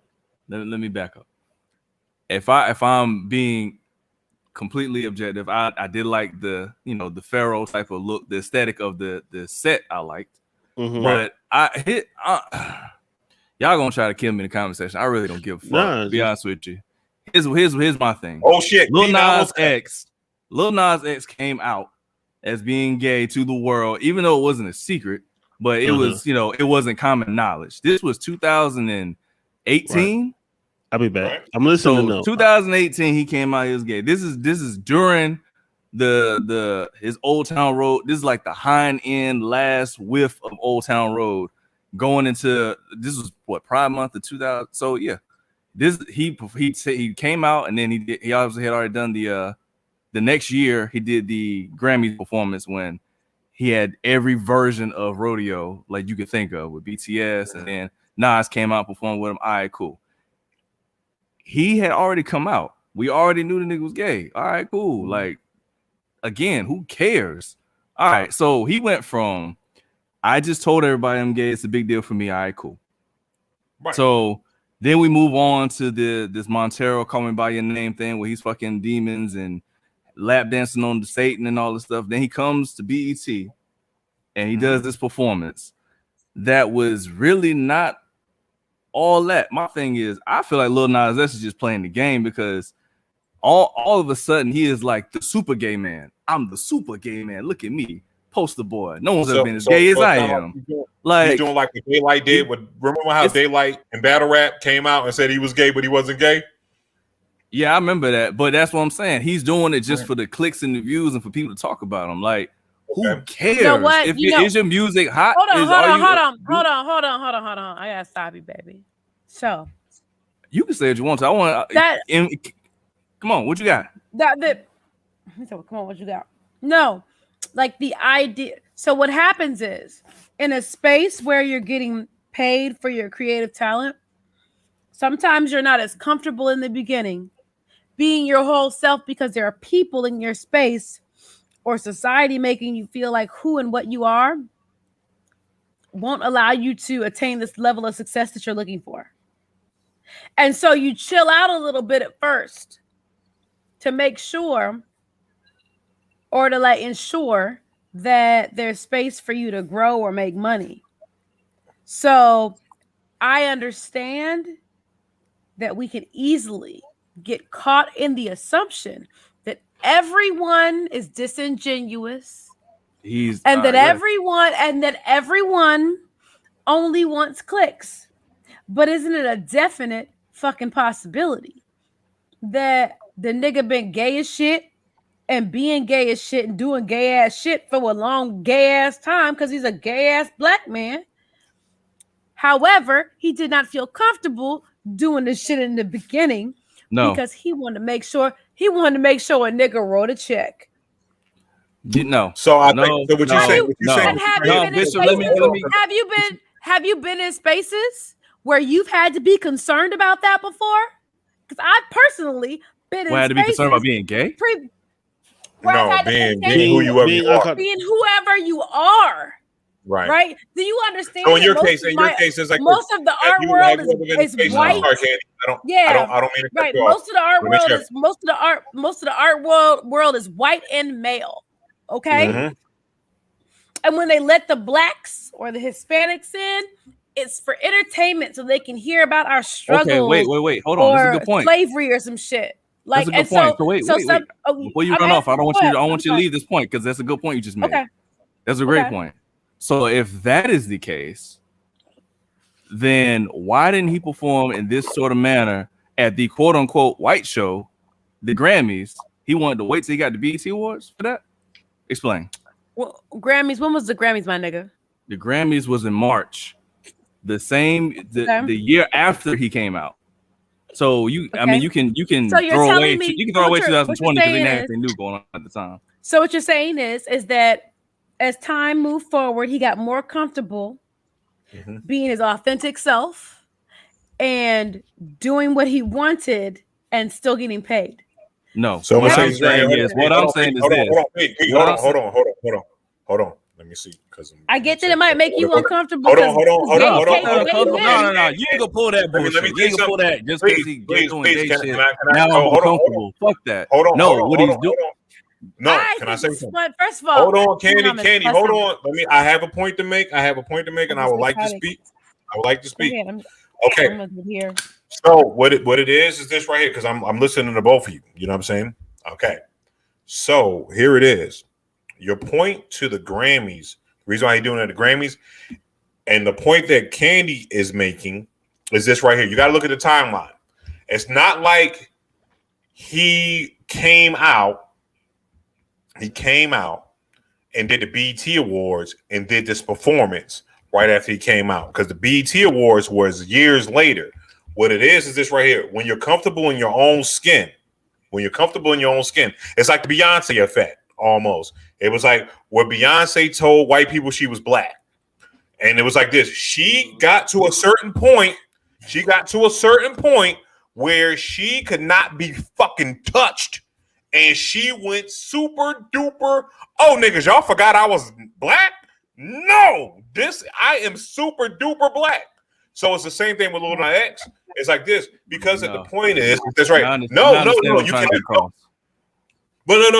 No. I'm talking about to the point that you said. Why did he do it at the Grammys? Because it's about comfortability, bro. It's about who you feel like who you are. I just came out. I made this announcement. I just came out. I'll get to you and once just you right after me. Okay, I came out or whatever. Now you got that transition to saying, okay, I'm out. Everybody knows I'm gay. Now, how do I work this in society? Now it's like, now Lil Nas X has been progressively being more comfortable with his sexuality in front of cameras now, right? You know what I'm saying? There's a progression. You don't know. There's a progression. There's a progression up to the point. To the kissing the dude. Remember when he had breasts for his Halloween costume? You know what I'm saying? It's like it's a natural progression of who he's going to be. Go ahead, Justin. That's all the prop. No, okay. So I was more so asking a question because I really wanted to hear what P had to say.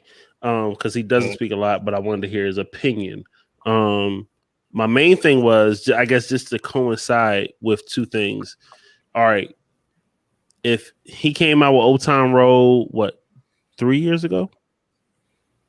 2017. So yeah. Okay, so almost 4 years ago.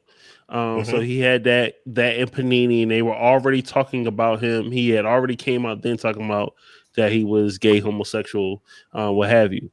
And he really didn't have any other songs. Then how long ago? And then my only main question is, how long ago did he do the video with the lap dance to the devil? I was wrong. I'm sorry. Pardon me. I correct myself. 2019 was when Old Town Road came out. Okay, so that's what I'm saying. Like 2 years ago, 3 years. I knew it was right before. I knew it was before COVID. Right. So the end of 18 going into 19. Okay. So 2.5, 3 years ago. 2.5, almost 3 years ago. So he came out then.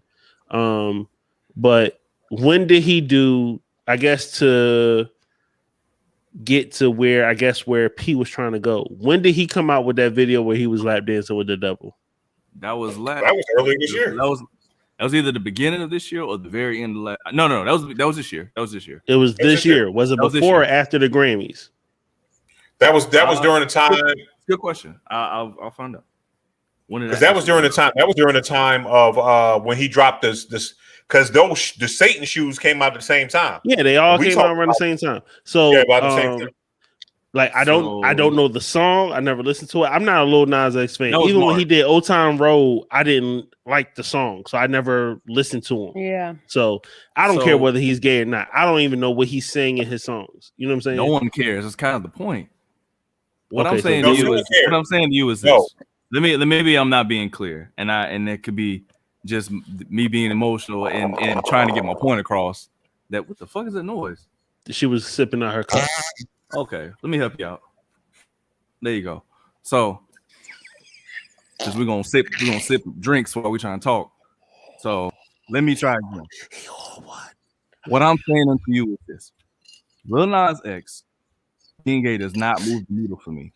What I'm saying, I understand that everything needs some sort of gimmick to make it worth watching, right? Okay, got you. Okay. I actually follow Lil Nas X. I remember listening to his whole album when it came out.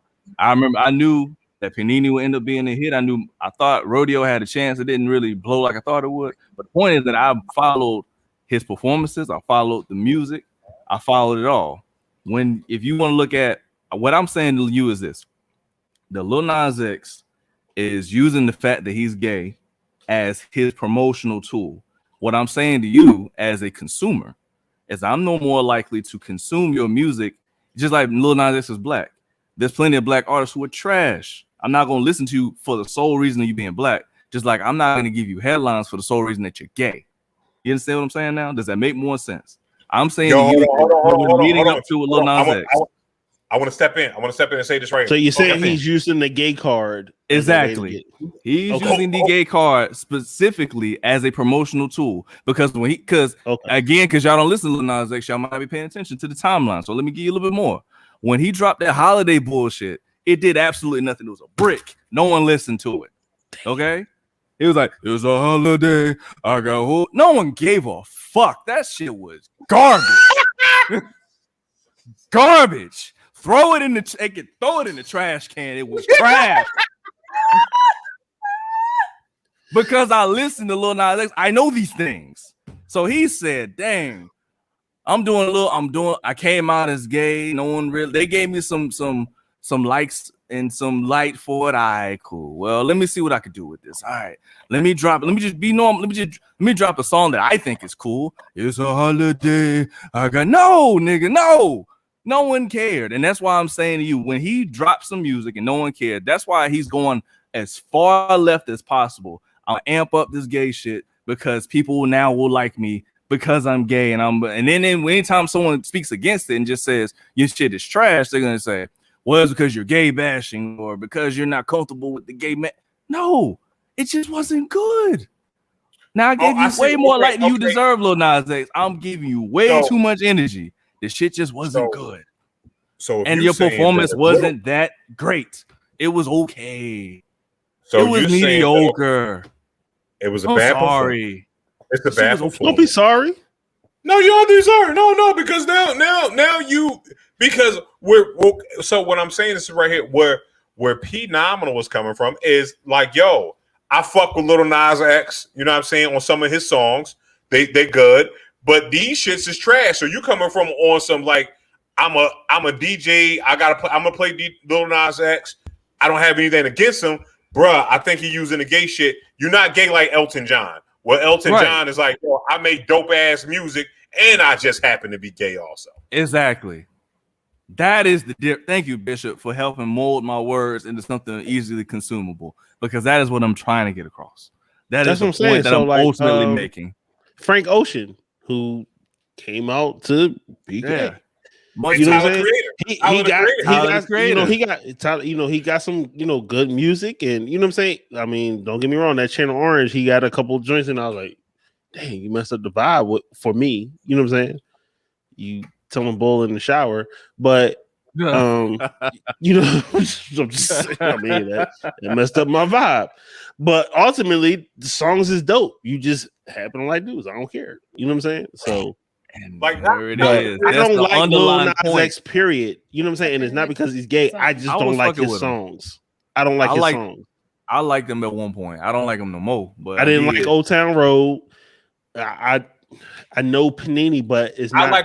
It's not on my phone. It's not nothing I'm gonna listen to. You know what I'm saying? I mean, I kind of liked Panini personally. No, I'm just saying, like, and the video was dope. Again, never knew there was a video. Never seen it. Right. I never seen the video to Old Town Road. I just know the song. I thought it was whack. I thought it was dumb. I mean, I congratulated it for being on a country, music joint. You know what I'm saying? Like, all right, somebody, played the system, in his rap and his country. You know what I'm saying? Blah, blah, blah. Right. But the song to me was corny. And if Danny Quick is, still in the watching or in the chat, he'll verify. Like, I used to be like, yo, this shit is whack. Because he did it for a performance at work for like a lip sync joint. Oh, this shit is garbage. You know what I'm saying? And I just never liked the song.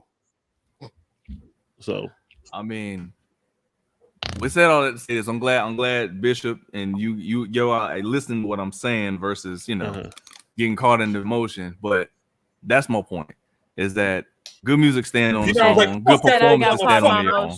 You heard that shit he said about me? This motherfucker said, I used to like this nigga, and he started cussing. He started cussing this week and shit. And now he think he hardcore. He on one. Hey, he go DJ. He go DJ Ibiza bars, and now he just filmed himself a little bit too much. Yo, not the Ibiza bars. Ibiza bars is a great event. You know what I'm saying? Shout out to my man Kazi, but he come back from doing a set, and now he filmed himself. You know what I'm saying? Finn don't act like that. That's all I'm gonna say. Finn don't act like that. No, because you know what? I feel what Finn don't act like that. Hey, P, I get what you're saying. P like this, yo. It's kind of like one of those situations where everybody on somebody like with me with Kanye, like. When he started doing 808s and heartbreaks and doing all that, I'm like, yo, that nigga whack, yo. Like, yo, stop. No. And that's great. I said this yesterday. I said this yesterday. 808s and Heartbreak is probably one of his best albums.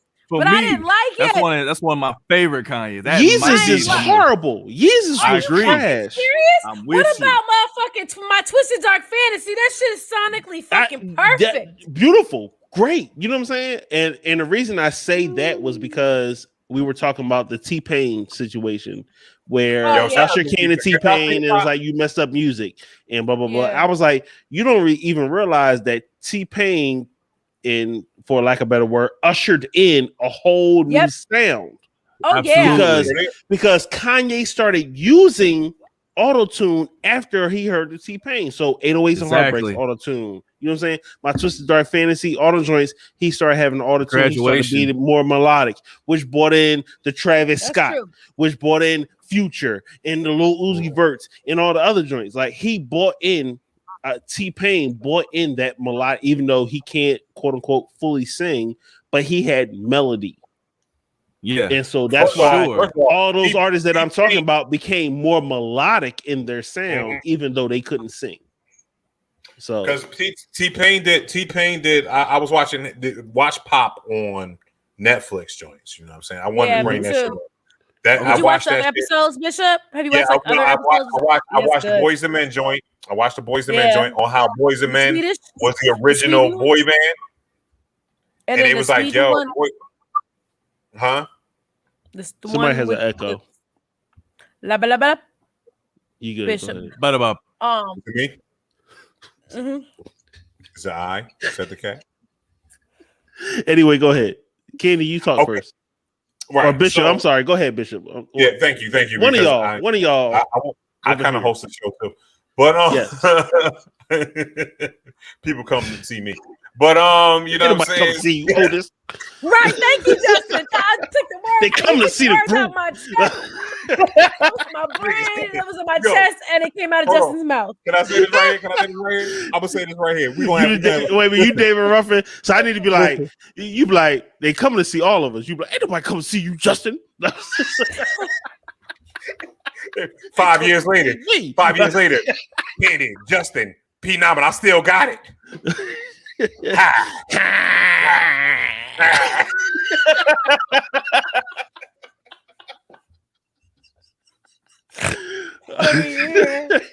come to see the group, but they stay to see me. Oh man. I don't even know what's happening no You more. know what? Thank I'm you. gonna be quiet. You gave me an idea. Thank you. You gave me an idea. I gave came me to an idea. see You gave me me. an idea. But yeah, it was like I forgot my fucking. Who was we talking about in the first You place? saying Never mind. We talking about T-Pain. T-Pain Yeah, and Usher. Yeah. Yeah, well, he said, yo, that low key fucked up because they fucked up the game, and it's like this, like T-Pain ushered in, and speaking of Usher told T-Pain on a plane, was like, you know, you fucked up music, right? Yeah.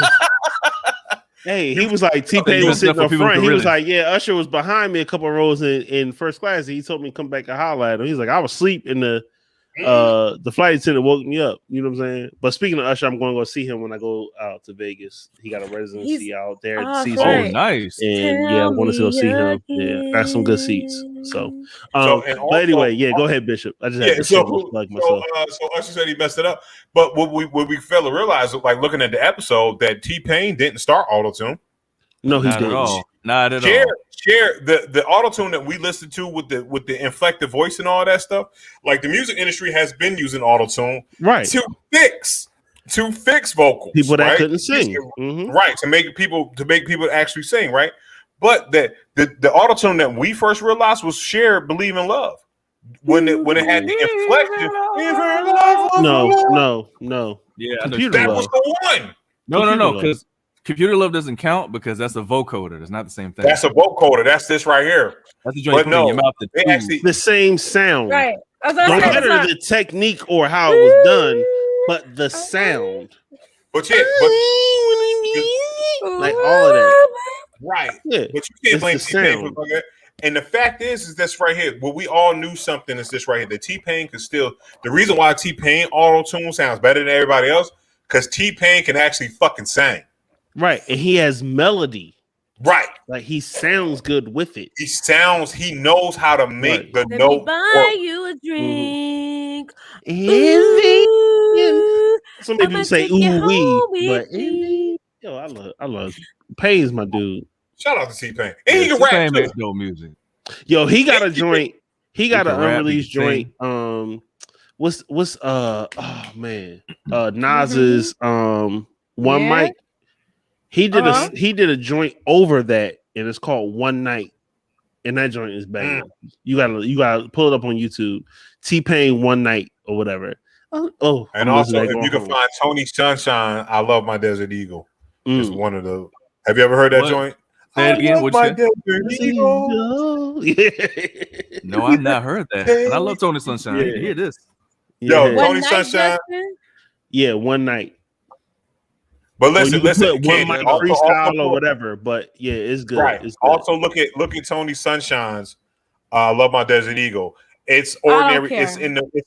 It's in the joint of Ordinary People. It's dope as fuck. Yeah. I love my desert eagle. Yeah, I gotta hear that. Yeah, that's crazy. Yeah, but yeah, like he ushered in on totally complete sound. Look, she over there, listen. But we done got off like topic like for real. I don't know how, but I think we pretty much. This is a deep dive for us. This is the Ratchet part of Intelligent Ratchet. You know what I'm saying? It is. All right, so let's see. We talked about beats and bars. I thought Crystal was coming on, but she's not. We talked about Chris, she texted me. She said it's her little boy's birthday, so she got. Yeah, shout out to Mansa. Happy birthday! You know what I'm saying? Birthday. Happy birthday, young king! And once again, congratulations, Crystal. You know, successful beats and bars, and I really appreciate it. You know, especially because you made it for the free. And you did it. You curated a great event, regardless of if someone had to pay or not. It was dope. It was dope. And matter of fact, I was talking to people. People saw me at work and was like, from work, saw me out there and was like, oh, I'm like, yeah, these my people, so I'm out here. You know, so right. It was quite a few people. There's quite a few people that were out there that were surprised to see me out there. And I was surprised to hear that they were out there. So, yeah. And like I said, you had a dude drive all the way from Detroit to come out there for beats and bars. From Detroit. So that speaks a testament to, you know, the stuff that you do. And yeah, so Bill Cosby. This just came out today. I don't know about Bill Cosby. I don't know how I feel about Bill Cosby getting out. Okay. I'm like torn between that shit because I'm like, yo, you know what I mean? Because it's like why is he getting out? Like, and I didn't do a deep dive. Okay. And as we have ever been in love with a stripper, and I said no, but baby, it's possible. She did over. Like I see how phenomenal feel. I see how phenomenal feel when I do it to him. That's my shit. That's my shit, yo. That's rude. Just came out of nowhere. Shit. See how I feel, Bishop? Yo, that's my shit. You know what, Pete? I want to apologize. I'm not gonna stop doing it, but now I know how it feels. Yo, you gotta listen to that song. You gotta listen to that song. That song is so dope, yo. That song is so dope. Came in on my segment and played music while I was speaking. I see how you feel. That's how it be sometimes, Bishop. How you don't feel like? Yeah, I see right now. See, I see right now. I might come late next week. You know, I might come late next week. I don't. Yeah, I feel like I don't feel part of the team and shit. Like, you know, I feel what you feel like right now, P. Hey, like, P, that just means next week you gotta come. You gotta be right here. Oh, you gotta spin, nigga. You gonna P coming? You gotta sit right here. I'm gonna need you right here, bro. On time. Right there. All right. On time. Or here, nigga. Or here. I'll put a chair for you. 1 and 2. Kenny, you can come in too. Like I still got that. Don't you I initially bought that. He was like, I don't like the motherfucker. So I bought the joint. I had a whole idea for a whole set. Chairs and the couch. Like we was gonna be out here squat up. Oh. Word up. Yeah, I might not even. You know what I'm saying? I might take next week off. Parking is an issue over here, but you know we'll work it out. You know what? Everybody else takes a week off. I might. You know what I'm saying? I don't feel part of it. You know what? You know what? You need to take a week off. What we're gonna do is everybody's gonna park at your house, and then we're gonna ride over to get her in my car. Oh, yay! There you go. Carpooling. Yep. That's what we're gonna do. I don't even think I want you guys to come to my house anymore. I don't want you guys to come to my birthday party. I'm sad. I'm gonna get new whole friends. It's cool. I'm keeping my cigar for you, and I'm keeping my Japanese whiskey, and I'm not bringing my fucking Marvel game.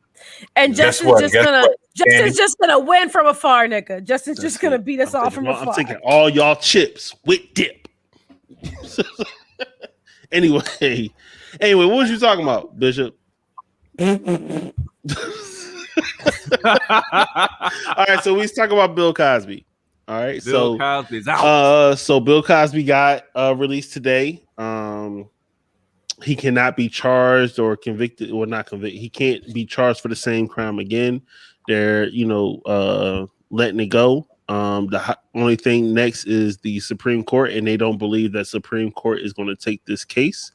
The reason that he was released was based on all the previous accounts and the deal that he had with the previous district attorney. So he admitted to his actions, but it was just based on the fact that he would admit to it, but he wouldn't be convicted. And that's the deal where he had with the previous DA. The DA then retired, and this new DA came in to continue the case and didn't honor the deal that he initially had. So that was an issue. And then it was a couple other things. So that's how all this stuff is coming out now, and that's how he was able to be released. So he was supposed to just admit to doing fault. Maybe he's going to pay. Maybe he had to privately pay some restitution to the victims or whatever. But he was supposed to, and then he wasn't going to be, charged or convicted. He was just supposed to be. Oh, so he's still raping. So he's still a creep. He's still a creep. Okay, good. Okay, and he admitted to things, but he wasn't supposed to go to jail initially. Oh, okay. So he's supposed to take the rich man out. Yes, he took the rich man way out. Yeah. Oh, fuck Bill Cosby. I mean, like Bernie. Okay, so conviction, doing things wrong, rape isn't cool. Drugging ladies isn't cool. No, it's not. None of that shit that he's been accused of in heavy amounts Whether you believe it or not. 50-something cases. Mm-hmm. Right. None of that shit is cool, right? None of that's okay. It's not. The only thing is, it's a challenge when it's Black people because we are unfair. We are disproportionately convicted of crimes that we do not commit. Right. As well as the fact that we are disproportionately sentenced to longer sentences. Harsher sentences. Harsher. Yes. Thank you. I like that better. Harsher sentences than our white or other counterparts. It's complicated for Black people emotionally to process this and not be like, yay, or good for him, because I say nigga, but I don't mean Black. I just mean motherfuckers. Like other people, other men, other people who have done similar or worse things never got tried or convicted. And they never went through this whole process. Ben Roethlisberger. Ooh, why you gotta come after the steel? You know what? You're right. You're right. You're right. No, you're right. I just don't like it. It's right? Because it's your quarterback. Right. That's your quarterback. That's your quarterback. Right. All Donovan did was blow up on the field. You know what I'm saying? You know? Not choke a bitch in the fucking bathroom. So it's complicated for Black people emotionally to process like loss or win or happy or sad in a space where we just want to be treated equally, right? And I think that's more of what it is for us than that we don't believe that he did anything wrong, right? It's like the reason he's happy for OJ getting off. OJ fucked them people up. You know what I'm saying? Oh, he knew something that was going on. I think it was his son. Right. But anyway, I've heard about that too. I've heard that too. But what it is right here. OJ knew who did it. You know what I'm saying? And it's one of those things where it's like this. Like, yeah, we want the chance also to fucking thumb our noses at justice too. You know what I'm saying? If we're gonna do it, if we're gonna be out here thumbing our noses at beating the system, give it up to Bishop for saying thumb our noses like this motherfucker reads Shakespeare. That's all. I mean, that's what we want to do. Go ahead. We want to do this. We want to do this to Lady Justice every once in a while. You know what I'm saying? And that's the result. But at the end of the day, it's Bill. It's like, okay, honestly, is he still a creep? Fucking yes, absolutely. You know what I'm saying? But I'm saying it's like this. What I'm saying is wrong. Am I saying is probably a regular occurrence during powerful men during that time? Absolutely. You know what I'm saying? It's like this, like Ruthian giving people Quaaludes. That's why they stopped making fucking Quaaludes because people were fucking giving them to people so they could put penises where they don't belong or in everything else. So it's like this. At the end of the day, not without permission, not where they don't belong. It's without permission. No, it's like this, without consent. But I'm saying, do I think that some people was like, if Bill said, "Hey, I got these Quaaludes," and they was like, "All right," and then Bill fucking took full advantage of Quaaluded whoever? Absolutely. You know what I'm saying? Did he slip it in somebody's drink because he's so used to doing that shit that he just think it's a norm? Absolutely. Is it creep? Fucking yeah. But also, did he go into the DA's office and make a fucking deal? Yes. And should they honor that deal? They absolutely fucking should. So that's why I'm at with it. He's still a creep. Glad he's out because they should have honored the fucking deal that they gave to him in the first place because that's what they gave him. You know what I'm saying? And he got off or whatever. But it's like this. Did he do time? Fuck. Yes, he did time. And he should have done it. You know he should have done it. I mean, it's I'm thinking on both sides, like the system, it's part of the game. It's the system. He got over. Or he was supposed to get over. But at the same time, you think about the victims, and I still, look at him as a creep, which is still hurtful because Bill Cosby wasn't, I guess, a father figure, but Cliff Huxtable was. So for me, it's like I see it and I'm like, damn, that's Cliff Huxtable. When I became a dad, I wanted to be like that. You know what I'm saying? Like. And even though I know that was a fictional character, you know what I'm saying? It was just, it was impactful for my life. So the person that played the character that was impactful for my life in the aspects of wanting to be a father or having family or like, damn, you was that he way. Was Ghost Dad also. And y'all was from Philly. And y'all was from Philly too. Right. But he's also Leonard from Leonard Part 6. And right. Y'all know, like, how many of y'all watched Leonard 1 through 5 before y'all watched Leonard Part 6? Y'all ain't real ones. Y'all ain't real ones. But you know, is we watch what we have access to. Fuck you. Yo, first it's because there is no Leonard 1 through 5. Yo, the thing about Leonard Part 6. You ever watched Leonard Part 6? It was no other parts. That's what I'm saying. There is no Leonard Part 6. I was like, I don't know, but I watch what we have access to. That's what I'm saying. So he came out with a movie called Leonard Part 6, but there's no 1 through 5. I remember that. Yeah. Right.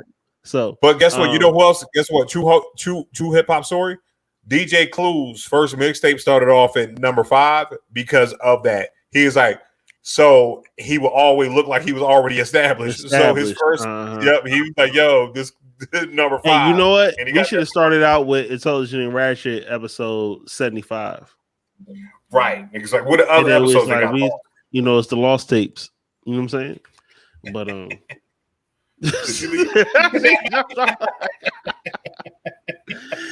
but anyway, so he got off, so he's home now. He can't be charged for the same crimes again. They can't go back and try to put him in jail for the same thing. You know, any of that. That's called double jeopardy, right? Yeah, double jeopardy.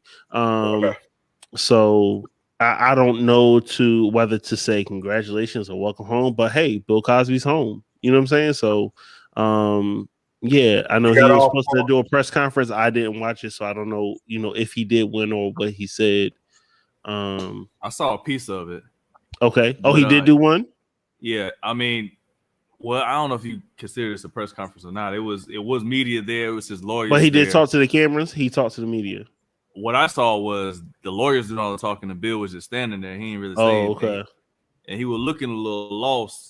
You know, Bill, you know, is an older Bill is 80 he was, you know, he's going blind and everything too. So right, exactly. Yeah.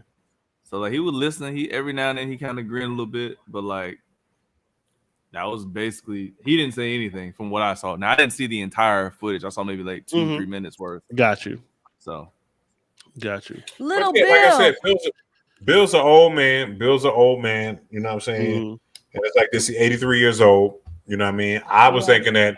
They got him out, you know what I'm saying? It's like this. I don't think Bill is going to have too far long that we're going to have Bill Cosby. You know what I'm saying? But I think that in the lieu of him getting out and everything like that, I would still, you know what I'm saying? I would still put the Cosby Show back on. Yeah, absolutely. For you know what I mean? Put the culture. For the culture. It's on by ain't it back on already? But it ain't on like major, like it used to be on like NBC, CBS, like you know what I'm saying, like just saying. CBS, like, TBS, someplace. Oh, like, did y'all hear about what Felicia? They kind of pissy at Felicia Rashad, and Howard's got to respond now. Yeah, like she made a tweet, was like, you know, justice has been done or something like that. I seen that, and hey, I mean, she has. I would assume like she has a personal relationship with him, so I guess like she's supporting him, speaking on. You know, his character from her, you know, personal long-term relationship with him and how he's been. So yeah. Because I'm saying it's a point. It's like this because we have to think about had the floor. She did. Oh, so go ahead, Kenny. I'm sorry. Go ahead. Goddamn glasses make it so a motherfucker can't see niggas' hands. I just wanted to say real fast. Oh no. All right, cool. We got Kenny, I'm sorry. That one was funny. That one was funny. Oh, stop. Oh, no. Yeah, I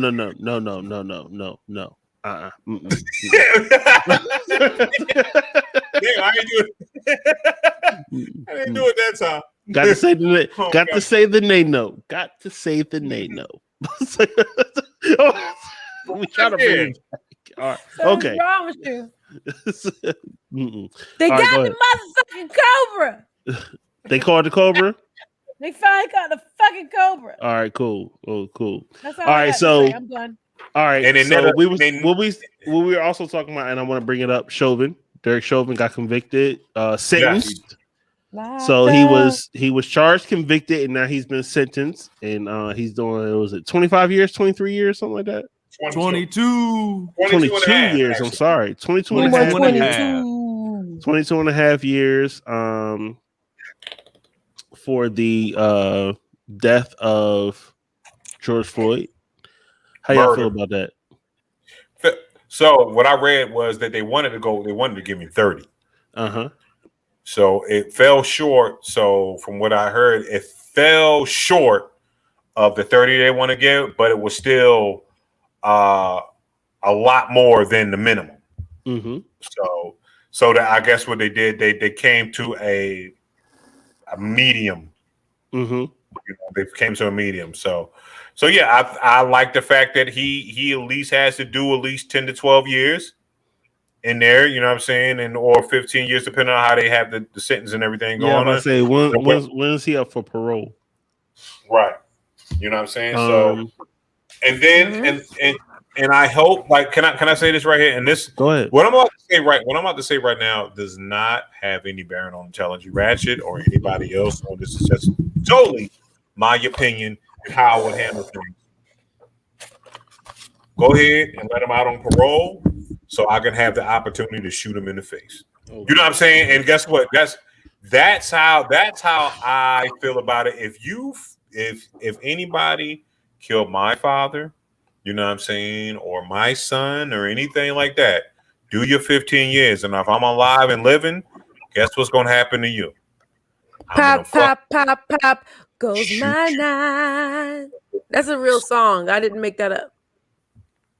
I'm about that shit. I'm about total. So hopefully they give you life. If they give you life, then great. You know what I'm saying? You ain't got to see my face. But guess what? The day you get out is the day you're going to see Bishop Omega. And that's why is he going to see Bishop Omega? Well, not Derek Chauvin. I'm saying somebody in that situation, because I don't like. I'm saying it's like this. I just wanted to clarify. Right. I mean, it's not you literally, not you figuratively. Figuratively, I'm not. So if anything happens to Derek Chauvin, that's on the Floyd family, the George Floyd family, or whatever. But if I was one of the Floyds, how my shit works is that he gonna see me on parole day. He's not literally going to see you, Kareem Bishop Omega. No, he's going. If Bishop Omega was a Floyd, if I was a Floyd, I don't know what your 23andMe says, but you're saying that he's not literally going to see you, Kareem Bishop Omega Jarrett. Would not, no, hypothetically. So for all you racist people out there, if you touch Quinn Jerry in the same manner, I'm letting you know right now, the Reaper is coming, motherfucker. Got you. Okay, I got you. But we're just okay. Cool. Thank you. So I don't know. I have a sense of being satisfied.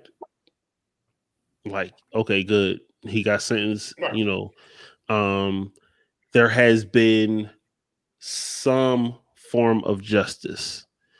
But in a grand scheme of things, I look at how many people that look like me that were sentenced longer for not taking a life and just drug charges.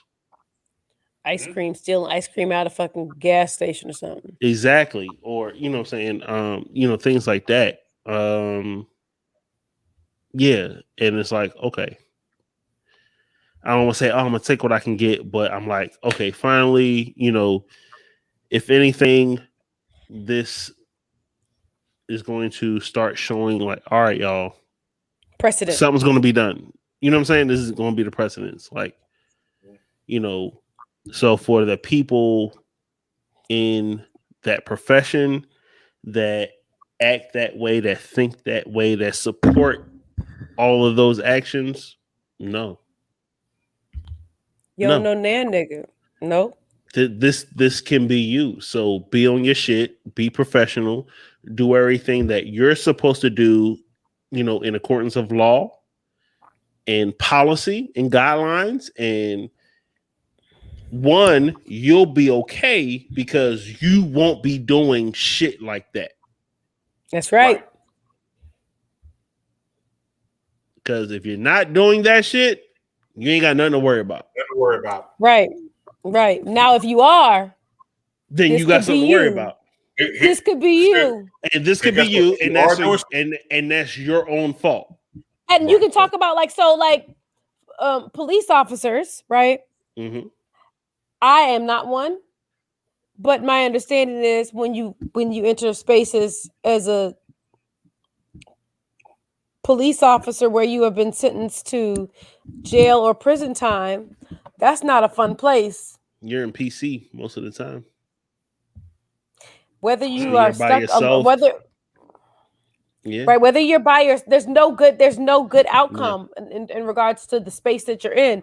Either you're by yourself because it's not safe for you to be in general pop, or you're in general pop and it's not safe for you there. Mm-hmm. Either way, it's not a good space to have to be in. Mm-hmm.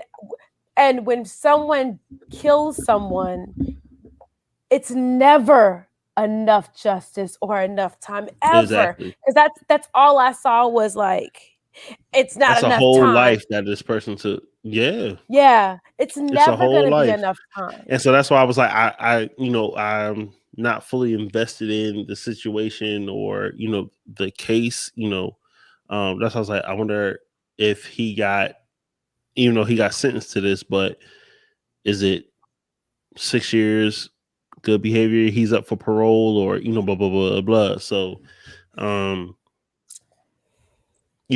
that's still a life that needs to be taken away. And something else I want to say, which is probably going to be very unpopular. I don't like the statues being put up about George Floyd. Oh, the big giant one that they put up. I don't like that. Jersey. I personally don't like that. Regardless of he's a victim of police brutality. I get it. But he wasn't a martyr. He's not a person that has been fighting for social justice issues or anything like that. Granted, people have criminal backgrounds and all that, but he wasn't a person in that space. He wasn't an MLK or he wasn't a person that was consistently advocating in a capacity. Correct. He was he was a victim. That's all it was. He wasn't a martyr. Right. He was a victim. But somehow. He's becoming, people are martyrizing. I don't know the word. Anita, you're watching. Give me the correct word. Immortalizing. People are doing that. And hey, little one. She let me hold her when I was walking into the car. That's my buddy now. But he's getting that. And I don't personally think, hey, what's up, broski? I don't think that it's deserved. If that makes sense. Hey, yeah. You doing okay? Baby. And they on television Ratchet. Yeah. Harley. Just say no to Batman.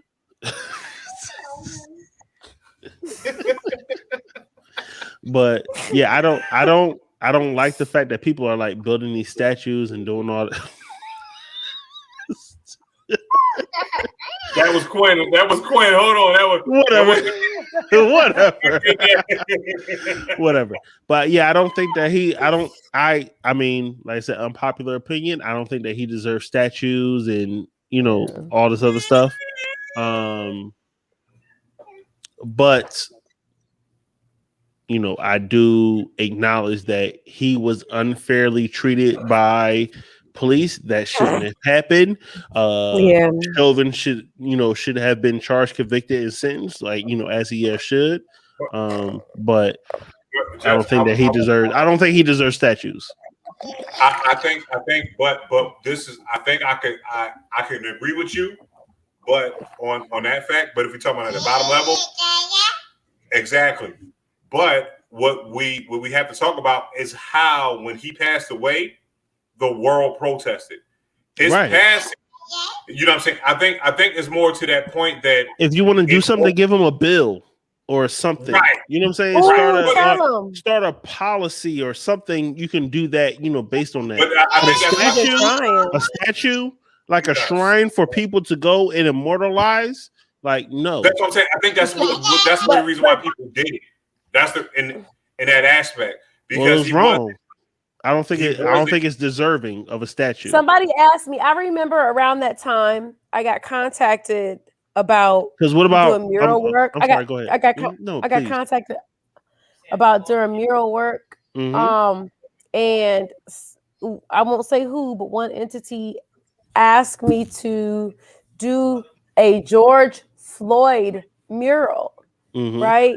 So I feel like what's happened is there is a large group of individuals who this was their first real palpable emotional encounter with what it's like to be like a Black person in America and dealing with the police. And for it to not only be their first interaction, but it to be a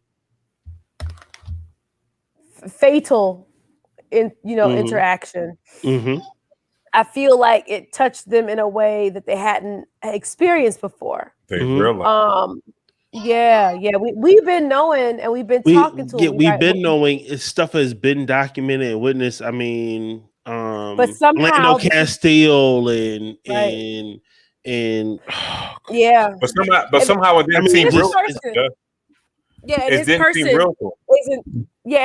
But his person doesn't align with the like structure or values of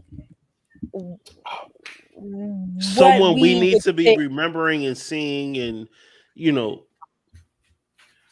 why'd you do that? I was trying to turn my camera off. I'm sorry. But someone, someone that needs to be I just don't agree with it. I just don't agree with that. I mean, I can understand. I just don't agree with that. Everything else, I acknowledge and understand, and he's a victim, and it was wronged, and the police were wrong, and how all of that. But I think I can understand a little bit too far. I had this conversation with because who was the and I'm sorry it escapes me, the man that said I couldn't breathe. I can't breathe came from dude being Choco, Eric Gardner. Why does he not have a statue? Okay, here it is, Just. Here it is, Just. What I'm saying is this right here. This is the reason why people are doing it. Okay? Because it's not because of who he was or what he did. It was the impact of the death, because it was a perfect storm. No one could go outside.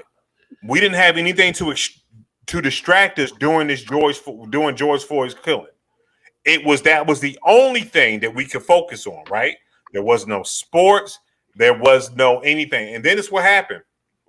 They didn't just protest because in Eric Gardner, what we did, and Durham, we was like, yeah, fuck that shit. That's fucked up. We protested a little bit. They protested where he passed away, right? You know what I'm saying? You had little you gotta stop killing Black people, right? When Eric Gardner passed. What happened with George Floyd was this right here, and we can agree on this. That shit went global, and the protests were the largest protests during COVID time. I get. So it's like yes, it was. Yeah, so it's like this. It was the what I'm saying. God forbid, it could have been Sam across the street, same situation, right? But if it happened during that time, it was a time where all the eyes. It was the world was quiet enough. The whole world was watching. Yeah. And when you get that protest in France and Brussels and England, and then this is why. So what it does, it takes him. No, he wasn't a martyr in any aspect. He was he was a victim, just like Tamar, right? He may be the face of victimhood. I get it. Right. He's a patron. It's like this. It's like almost like the patron saint of statue. No, I don't think. I don't. But he wasn't. But they do that with saints. They do that with saints too, right? Just like you know what I'm saying. But saints are what? Saints are people that do good or have a cause or whatever. He wasn't, as far as I know. I can't, but from what I know of him and not know him personally, he wasn't that type of person. He may have been good to the family. He may have been nice, friendly, whatever. But it's not like he was out there and his purpose in the world and his cause in the world was to bring good or social justice or anything. But his death did. His death started the conversation. I get it, but I get it. And that's so once again, what I'm saying is he's a victim. He's a victim, but he's not a martyr. He didn't die for a cause. He didn't die for a cause. He's the straw that broke the camel's back. It's like this. You know what I'm saying? It's like this. So what you do with the straw, it doesn't matter about the millions of pieces of straw that went on to that camel's back. It's that one straw that's always going to be immortalized. It's the last one when people say, fuck it. Like, honestly, it's one of those situations like, why do we have a Rocky statue? He wasn't even a real nigga. You know what I'm saying? A real person. I get it. You know Take the shit down. Take the shit down. Motherfuckers can still run up the steps. We don't need a statue of Rocky Balboa, whoever this movie character was. We don't need a statue of Sylvester Stallone. I get it. I agree. Like, I'm cool with that. Right. We don't need a statue of a victim. A statue of a victim that was not serving to a cause. Would you be more accepting of it if it was a monument to all the people that passed away due to police? Yes. Just like we have a monument of everyone that passed away in 9/11. We'll probably have some sort of thing for the people in Florida, and rest in peace to all of them. Because I don't personally think we'll find any survivors. Right. So people that are victims of police brutality, from the minor to the major, yes, there should be some sort of monument for them. Okay, I feel you. To that. Just not into the movement and how things have changed, but not to this person. That's all I'm saying. I understand. I see what you're saying. Unpopular opinion. I'll catch some flack, but I'm just saying. No, it's okay. I understand, Justin. He's the wrong. If we're talking about character of a human, and intentions, who he was might not have been aligned with all of the things that we are attempting to align him with. Mm-hmm. And that's okay. I don't be like, oh, he's a criminal and blah, blah, blah. All I'm saying is, it's not like I've seen him or known him to be in this past time. No one has ever brought up him promoting social justice issues, marching, starting rallies, blah, blah, blah, blah. None of that. Like, you know what I'm saying? He shouldn't be looked at as a martyr. Right. That's all I'm saying. He's a victim, not a martyr. Do the Malcolm X statue before you do the George Floyd joint. Any of them. I like Tyler the Creator's new album a little bit. I was listening to it the other night. I don't care about no motherfucking Tyler. I'm channeling P Nominal. I don't give a motherfucker about no goddamn fucking Tyler Creator. Shout out to P9 for getting busy. Shout out to P9 for going in and speaking his truth. And I had to just be quiet tonight. He was on one, like I said. You know what I'm saying? He was Kazian. He had his button down shirt. Like, the only time I heard Kazi go off like that, you can't see him from the waist down, but he got tight ass pants on and dress shoes with no socks on right now, and he was in his mode. And you know what I'm saying? So I get. He said nigga. He cussed. He said fuck. He said nigga. I was like, I'ma just shut the fuck up. Yeah, sometimes you gotta let the brother speak. Like, he had his moment, you know what I'm saying? And I was here for it. You know what I'm saying? Sometimes you just gotta get out.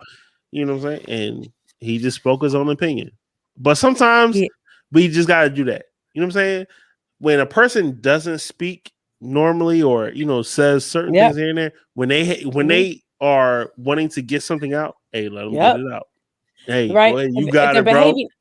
Right. If they're behaving uncharacteristically, you be like, okay, shut up. let me listen. You know what I'm saying? And so that's right. He got his shit off. He was cool with it. He was, Shout out to Pina. Yeah, shout out to Pina. I loved it. You got busy. Did we? Is there something else that we have not covered? We talked about it. Don't matter. Do we? Oh no. Last thing, we gonna end it off with this because we're already 2 hours and some change in. Versus. Right. Fuck it. We haven't talked about the verses. Talk to us about it, Pina. You got Bow Wow versus Big Soulja. Big Soulja. Big Soulja. Yo. I know I'm hyped right now, but I'm gonna let you know I ain't even watch it. I saw I saw Bow Wow with the this. All right, Pete, did you watch the proposal finger? Yo, yeah. I actually did not get to watch it because it was Saturday night. It was Beats and Bars, so I didn't watch it. Exactly. I was at Beats and Bars, so I didn't watch it. I saw some of the recap, and I did. I mean, it looked like it was all good. I mean, they brought Lil Romeo out. I did see that. They brought Omarion out. And they were going. I mean, the little bit that I saw, it looked like it was fun. I do need to go back and watch it in its entirety. I saw, if I remember correctly, Soulja Boy started off with his TikTok kit that he's got flowing right now. The Draco Soulja, she make it clap, clap, clap. Which does not, by the way, that song does not translate well live. Just if you was wondering, if it was a thought in your mind, like, oh man, were they feeling it? Not like you would assume. And then Bow Wow came out and he started off with his verse on Destiny's Child's Jumping. That was actually, he came out like the response was pretty tight. And then Soulja Boy was like, you did songs with Beyonce? I did songs with Beyonce. And he played a snippet of Beyonce singing what joint was it? Turn My Swag On. And he went into that, but like I couldn't tell you round for round every song they played, but the clips that I saw was actually pretty tight. Now, all right, go ahead. I was gonna say one interesting backstory I did see though was that Soulja Boy almost canceled the battle the day of. Did y'all see this video? Nah, go ahead. So Big Soulja was there. He showed up ready to perform, ready to do his thing. Right? Exactly. They was giving him a hard time about his artists coming. They thought it was like, oh, some random fans. You trying to bring in like random people off the street. Then he's like, no, these my artists. Like, either gonna let them in or ain't gonna be no battle. And they were like, nah, hold on. And Soulja had ample, like, nah, ain't gonna be no hope. Like, he said, go get Bow Wow, tell him I'm done because y'all playing games with my people. He was like, he snapped on them, but I mean, of course, they got to figure it out because they was. Imagine that the day of the battle. You were trying to, police his people from coming in, and now y'all you rented the space, you got the audience, you got all this stuff set up, and no verses. Like that wouldn't have went over well. So there's that. But yeah, like I said, I saw little bits and pieces that looked interesting. Bishop, what was you about to say before I stopped you? Nah, man, I want to say this right here because Soulja Boy, shout out to Soulja Boy for that shit because it's like this because sometimes people will try to play you. That you're not who you are. You know what I'm saying? And it's like this. Like, I wish a nigga would have said Justin couldn't come backstage. Right. And I'm hosting the goddamn show. You know what I'm saying? I'm hosting this motherfucker. I wish, I don't care who the fuck you got to spark to. This shit don't go on without me on stage. I'm the most important piece of this motherfucking shit. Once the lights turn on.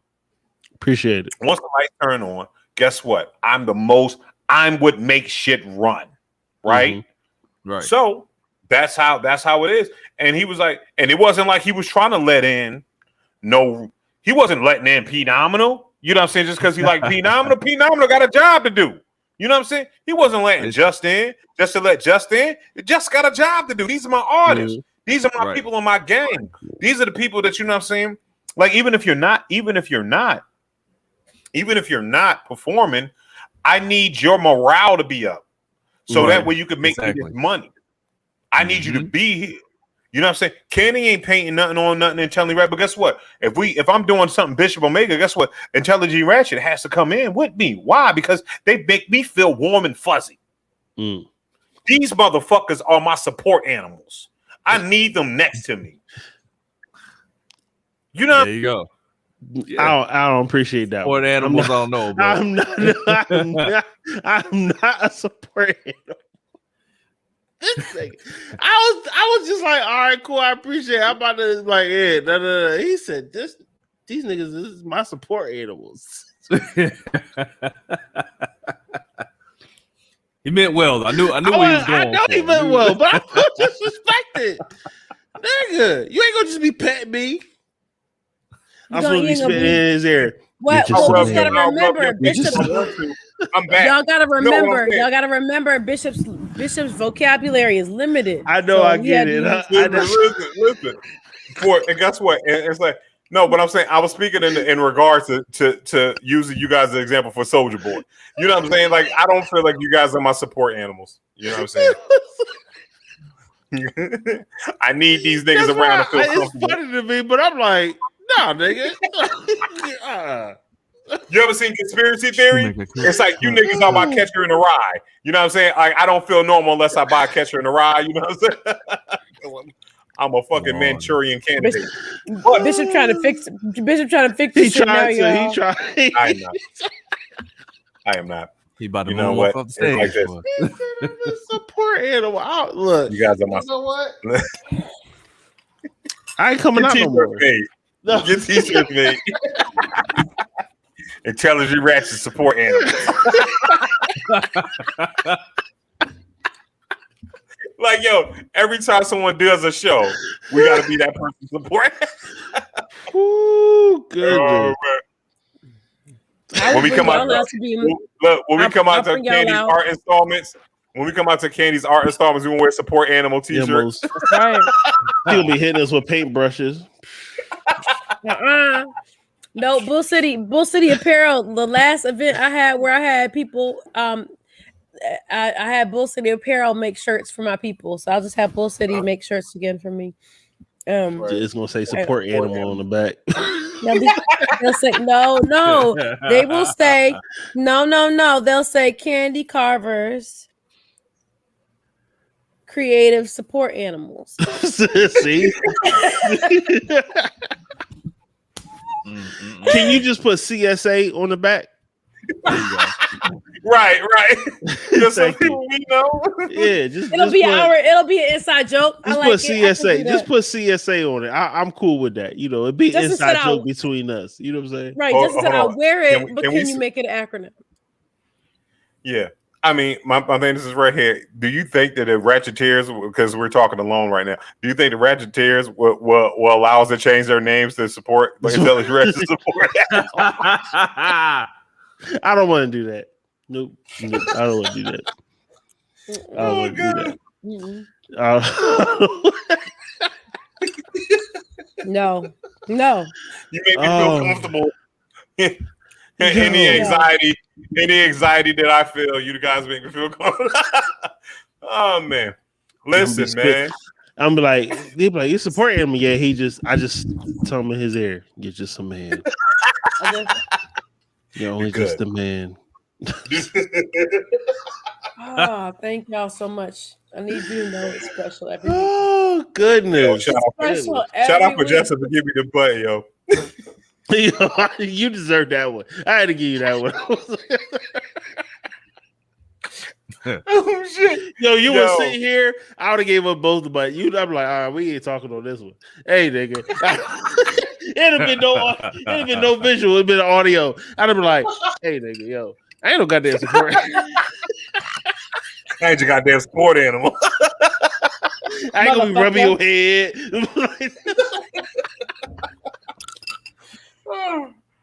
Oh man. Yeah. Goodness. Whew. I like it when everybody collectively drinks and smiles and giggles. It makes me happy. Oh man. Wednesday mean shit to say. Yo, you are mean shit to say. You are a Bishop Omega support animal.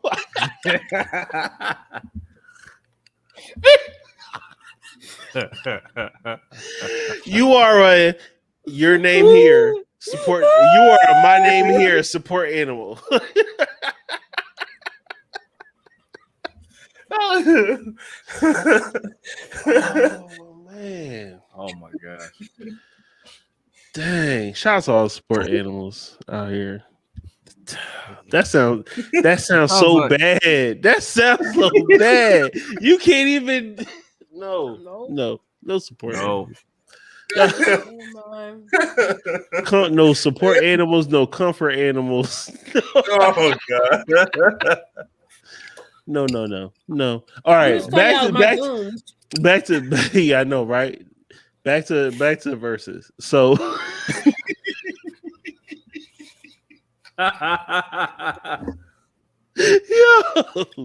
right, back to Verzuz.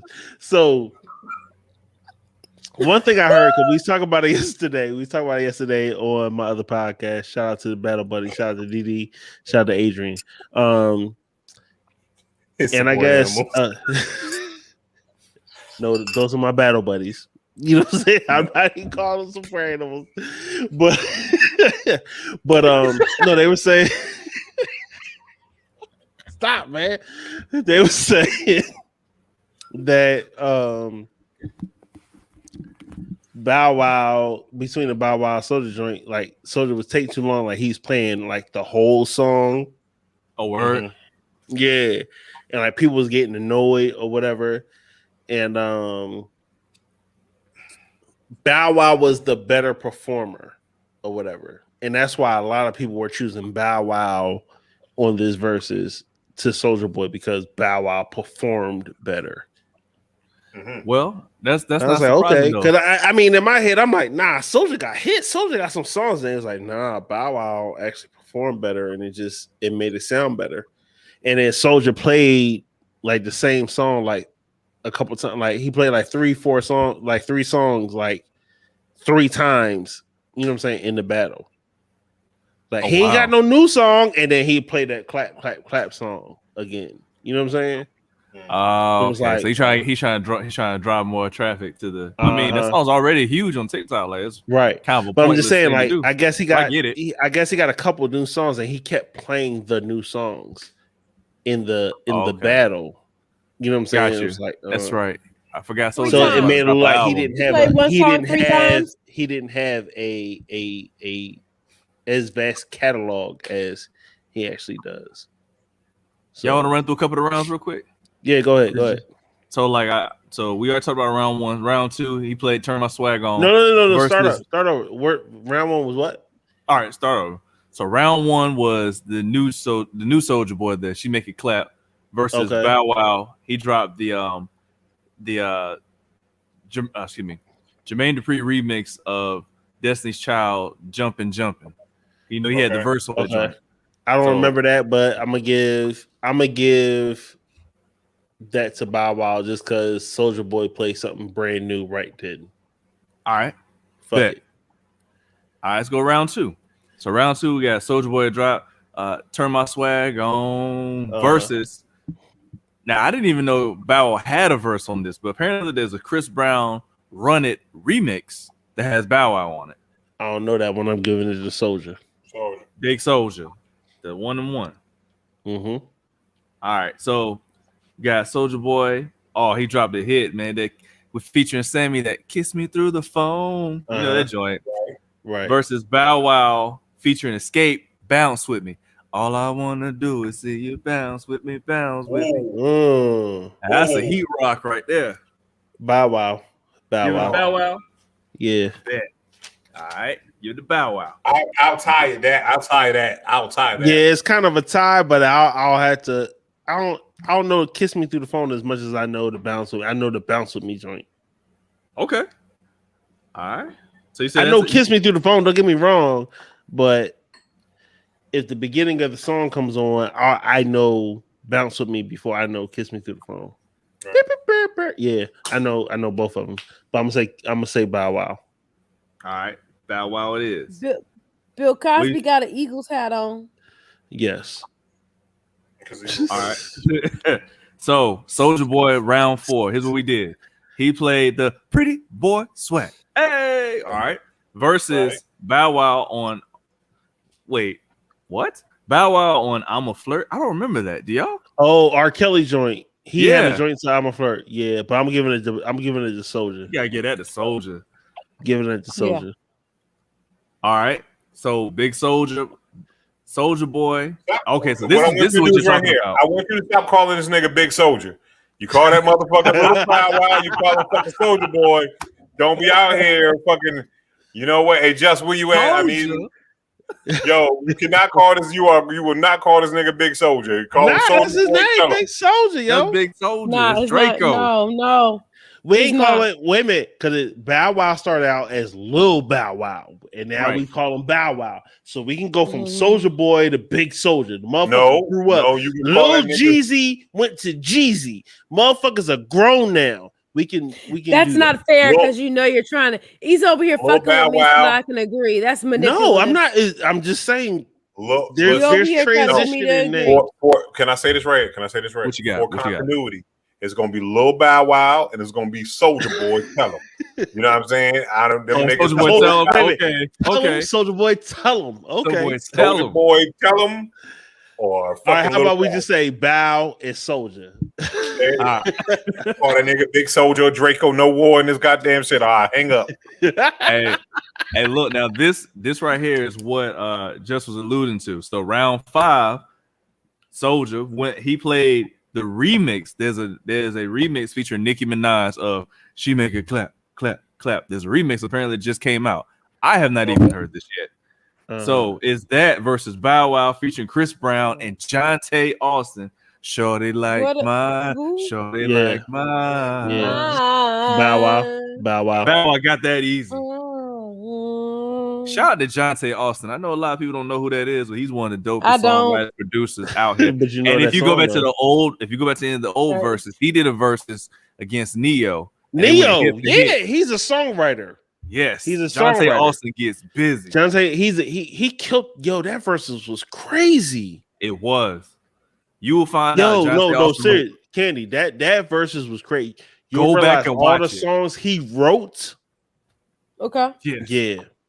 As a matter of fact, now I'm gonna give you depending on how much you are in the videos. Back when BET was still BET, he did drop one single featuring Jermaine Dupri, and it was called "Turn It Up." The remix has Jadakiss on it. In the song, he said, "I got a house with an elevator in it, and never dropped one single of my own." Like this dude is. You go back and watch it. I'm telling you, it'd be worth your time. Yeah. That's my kind of fame. Like to be successful and not famous. Right. That's some hot shit. I aspire. Watch that one with him and Neo. Yeah. I was like, damn, he wrote this. He wrote that. Like it was right. You know what I'm saying? It was one of them. Yeah. Yeah, right, I like that. I love that a lot. So we said he's famous. He's famous. He's not famous to the public. He's famous among famous people. Right. Exactly. In the music industry. Yep. He's That's famous in the music industry. Great. That's right. Low key. Very low key. That's great. So, and then here we go. Next round 6. Soulja Boy couldn't help himself. He dropped another remix to "She Make It Clap" featuring French Montana. Nope. Again, "She Make It Clap, Clap" versus Bow Wow featuring Snoop Dogg. "What's My Name?" or "That's My Name." But you know the Bow Wow Wow yippee yo yippee yeah. Bow Wow. Where my dogs at? Bow Wow. I want to be a motherfucking hustler. You better ask somebody. That mean because that was Bow Wow. That's all. Sorry, I get excited. I'll be back, but y'all keep going. All right, bet. Okay. Round 7 with Bow Wow. Soulja Boy drop. Yay versus Bow Wow featuring Birdman. "Let's Get Down." Now, to me, I think that's a no-brainer. Bow Wow gets that as well, and this is probably what the crowd was figuring out. Like, dang, Bow Wow is bodying Soulja Boy. He was in his bag. Yeah, he was in his bag. And Bow Wow's got a much better stage presence than Soulja Boy too. But that's I feel that's because Bow Wow ultimately has been performing way longer than Soulja Boy. Right. Bow Wow's been famous since he was like 6. Man.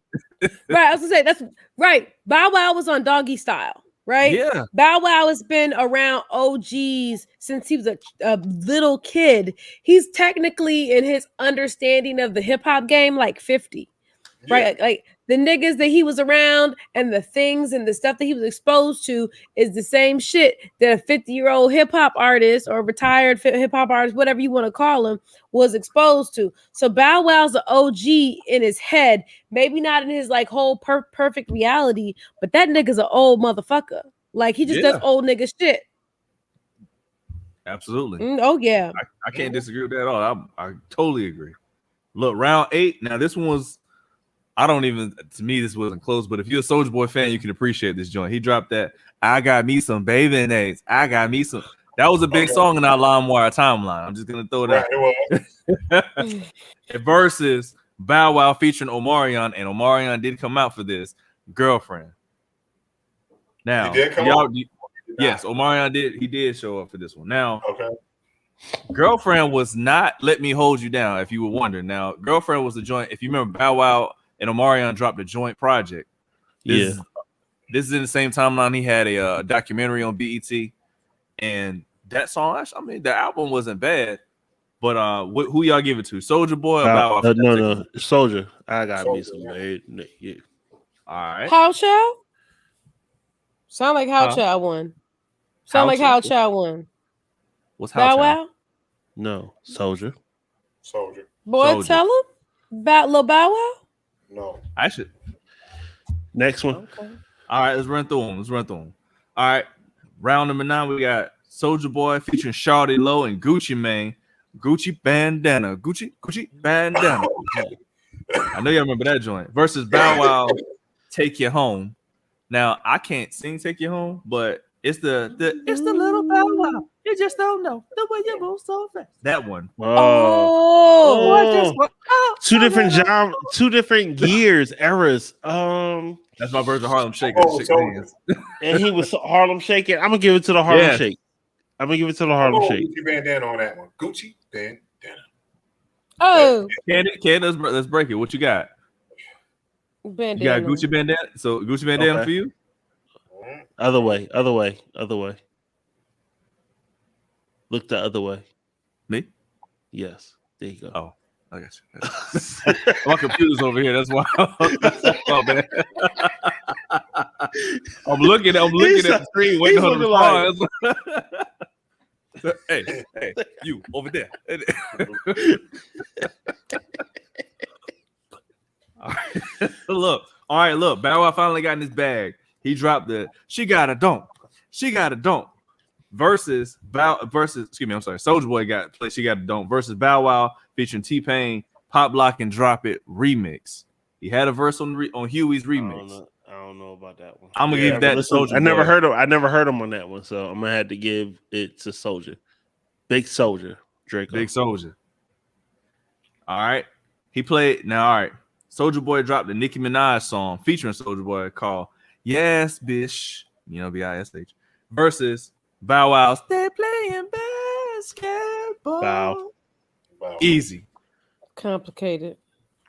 I don't know that song with Soulja and Nicki. And I feel like that's the problem. So it's kind of what we've talked about in the past. Well, I shudder to say the Gucci versus I was about to say Shawty Low versus Jeezy because we got the biggest Jeezy fan in the world here. But it's kind of the same conversation. Soulja Boy's got a bunch of songs, hella hits, but it's all about what you play and what matches up. So this battle was pretty tight. All right, so Soulja Boy dropped the songs Trey Songz featuring Soulja Boy and Gucci Mane, LOL Smiley Face. Y'all remember that joint? Yes. Let me go find that shit. Hold on. Right. That was a big hit. Versus Bow Wow. Send that shit to somebody tomorrow. Versus Bow Wow featuring T-Pain, Out of My System. Oh, Bow Wow. That was a hard joint. Remember, it was in black and white. And he was in the rain. Hold of me. Yeah. Bishop, what you think? Bow Wow or Soulja for that one? I'm gonna go with Bow Wow on that one too. No, actually, no. I'm gonna go LOL Smiley Face because I remember that more than I remember the T-Pain joint. You bugging? I say Bow. I say Bow.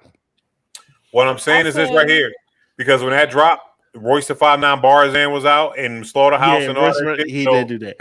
but I'm still giving Bow Wow that was a better song. All right. So we have Bow. What'd you say, Candy? You gotta be the tiebreaker. Because 3 of us. So I know. LOL smiley face versus Out of My System. She don't know, but what you say, P? Yeah, if I gotta be a tiebreaker. Out of my system. What? Nick, what'd you say? I'm gonna say out my system. Okay. All right, so Bow will get that one then. All right. Mm-hmm. All right, we getting close to the end. So Soulja Boy, Let Me Get Him, also known as Shootout. Let me get him shoot. Let me get him shoot. Shoot. You know, shootout. Hey, shootout. Yeah. Mm-hmm. Versus Bow Wow dropped this joint. Them Franchise Boys featuring Bow Wow and the Brat. Oh, I think they like me. Oh, I think that. Oh, well, that's easy. Bow, that right bow, there. That bow, right there. Bow. That Gotta right get there. the Bow Wow. Bow Wow. Yep. And Brat came out on that joint too. Yep. All right, let's see. Soulja Boy dropped Drake featuring Soulja Boy. We made it. We made it, nigga. We made it. Yep. We made it. Yep. Exactly. And Bow Wow dropped the 3-6 Mafia featuring Bow Wow and Project Pat Side to Side, which I think is one of his best verses. I enjoyed that one. Oh yeah. I don't know that. I know the song. I don't know the joint with Bow Wow, so I gotta go with Drake and Draco. I'm going with 3-6 Mafia. I'm going with 3-6 Mafia. Bow Wow said, "I'll pull up in the Lambo, pocket stay on swole." Man, I was like, "Go ahead, Bow Wow." I don't remember Bow Wow on that song, so I gotta go with. It's a good one. I gotta go with Soulja. You don't have to. I got to. Soulja Principle.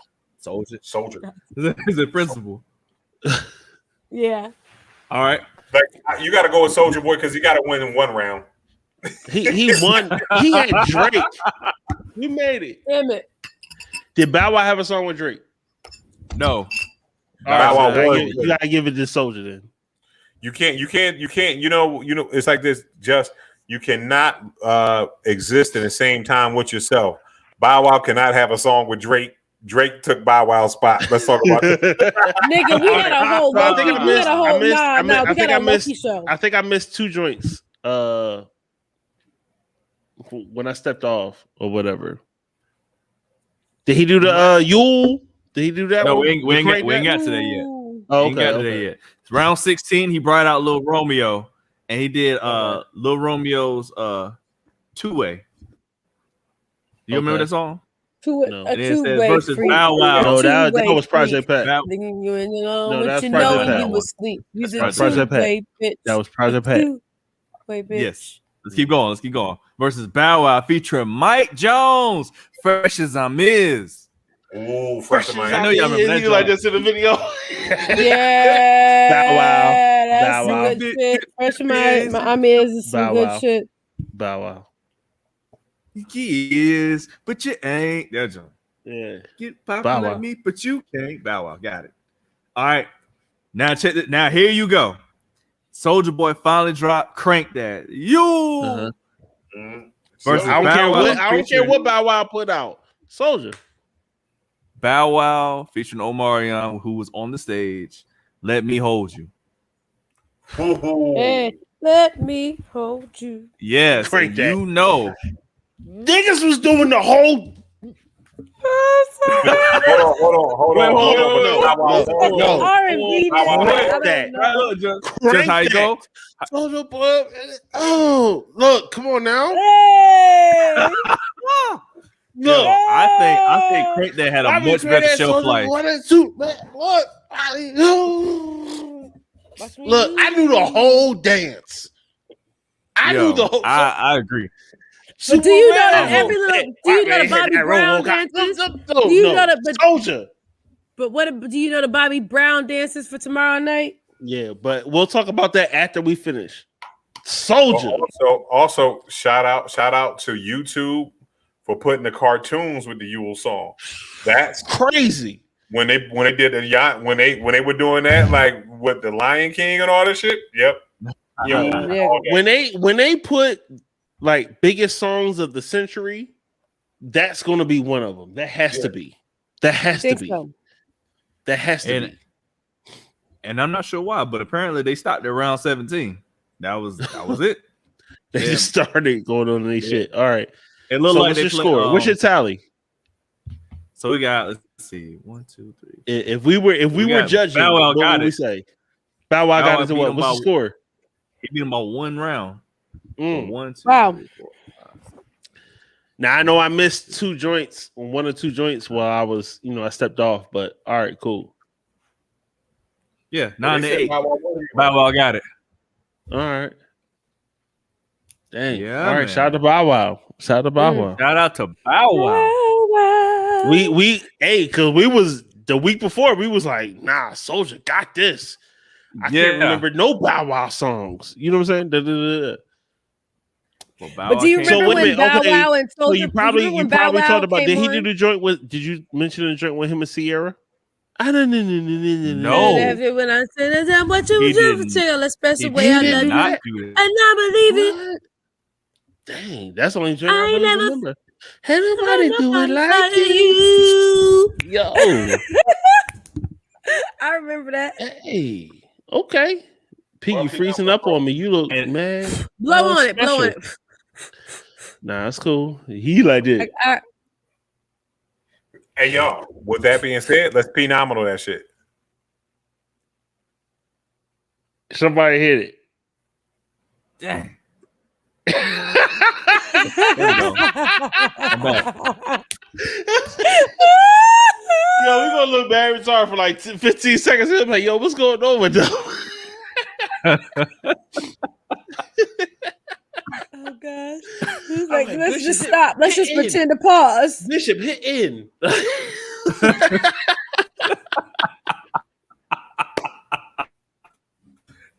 Did we freeze again? Hold on. Yo, wait, let's do it.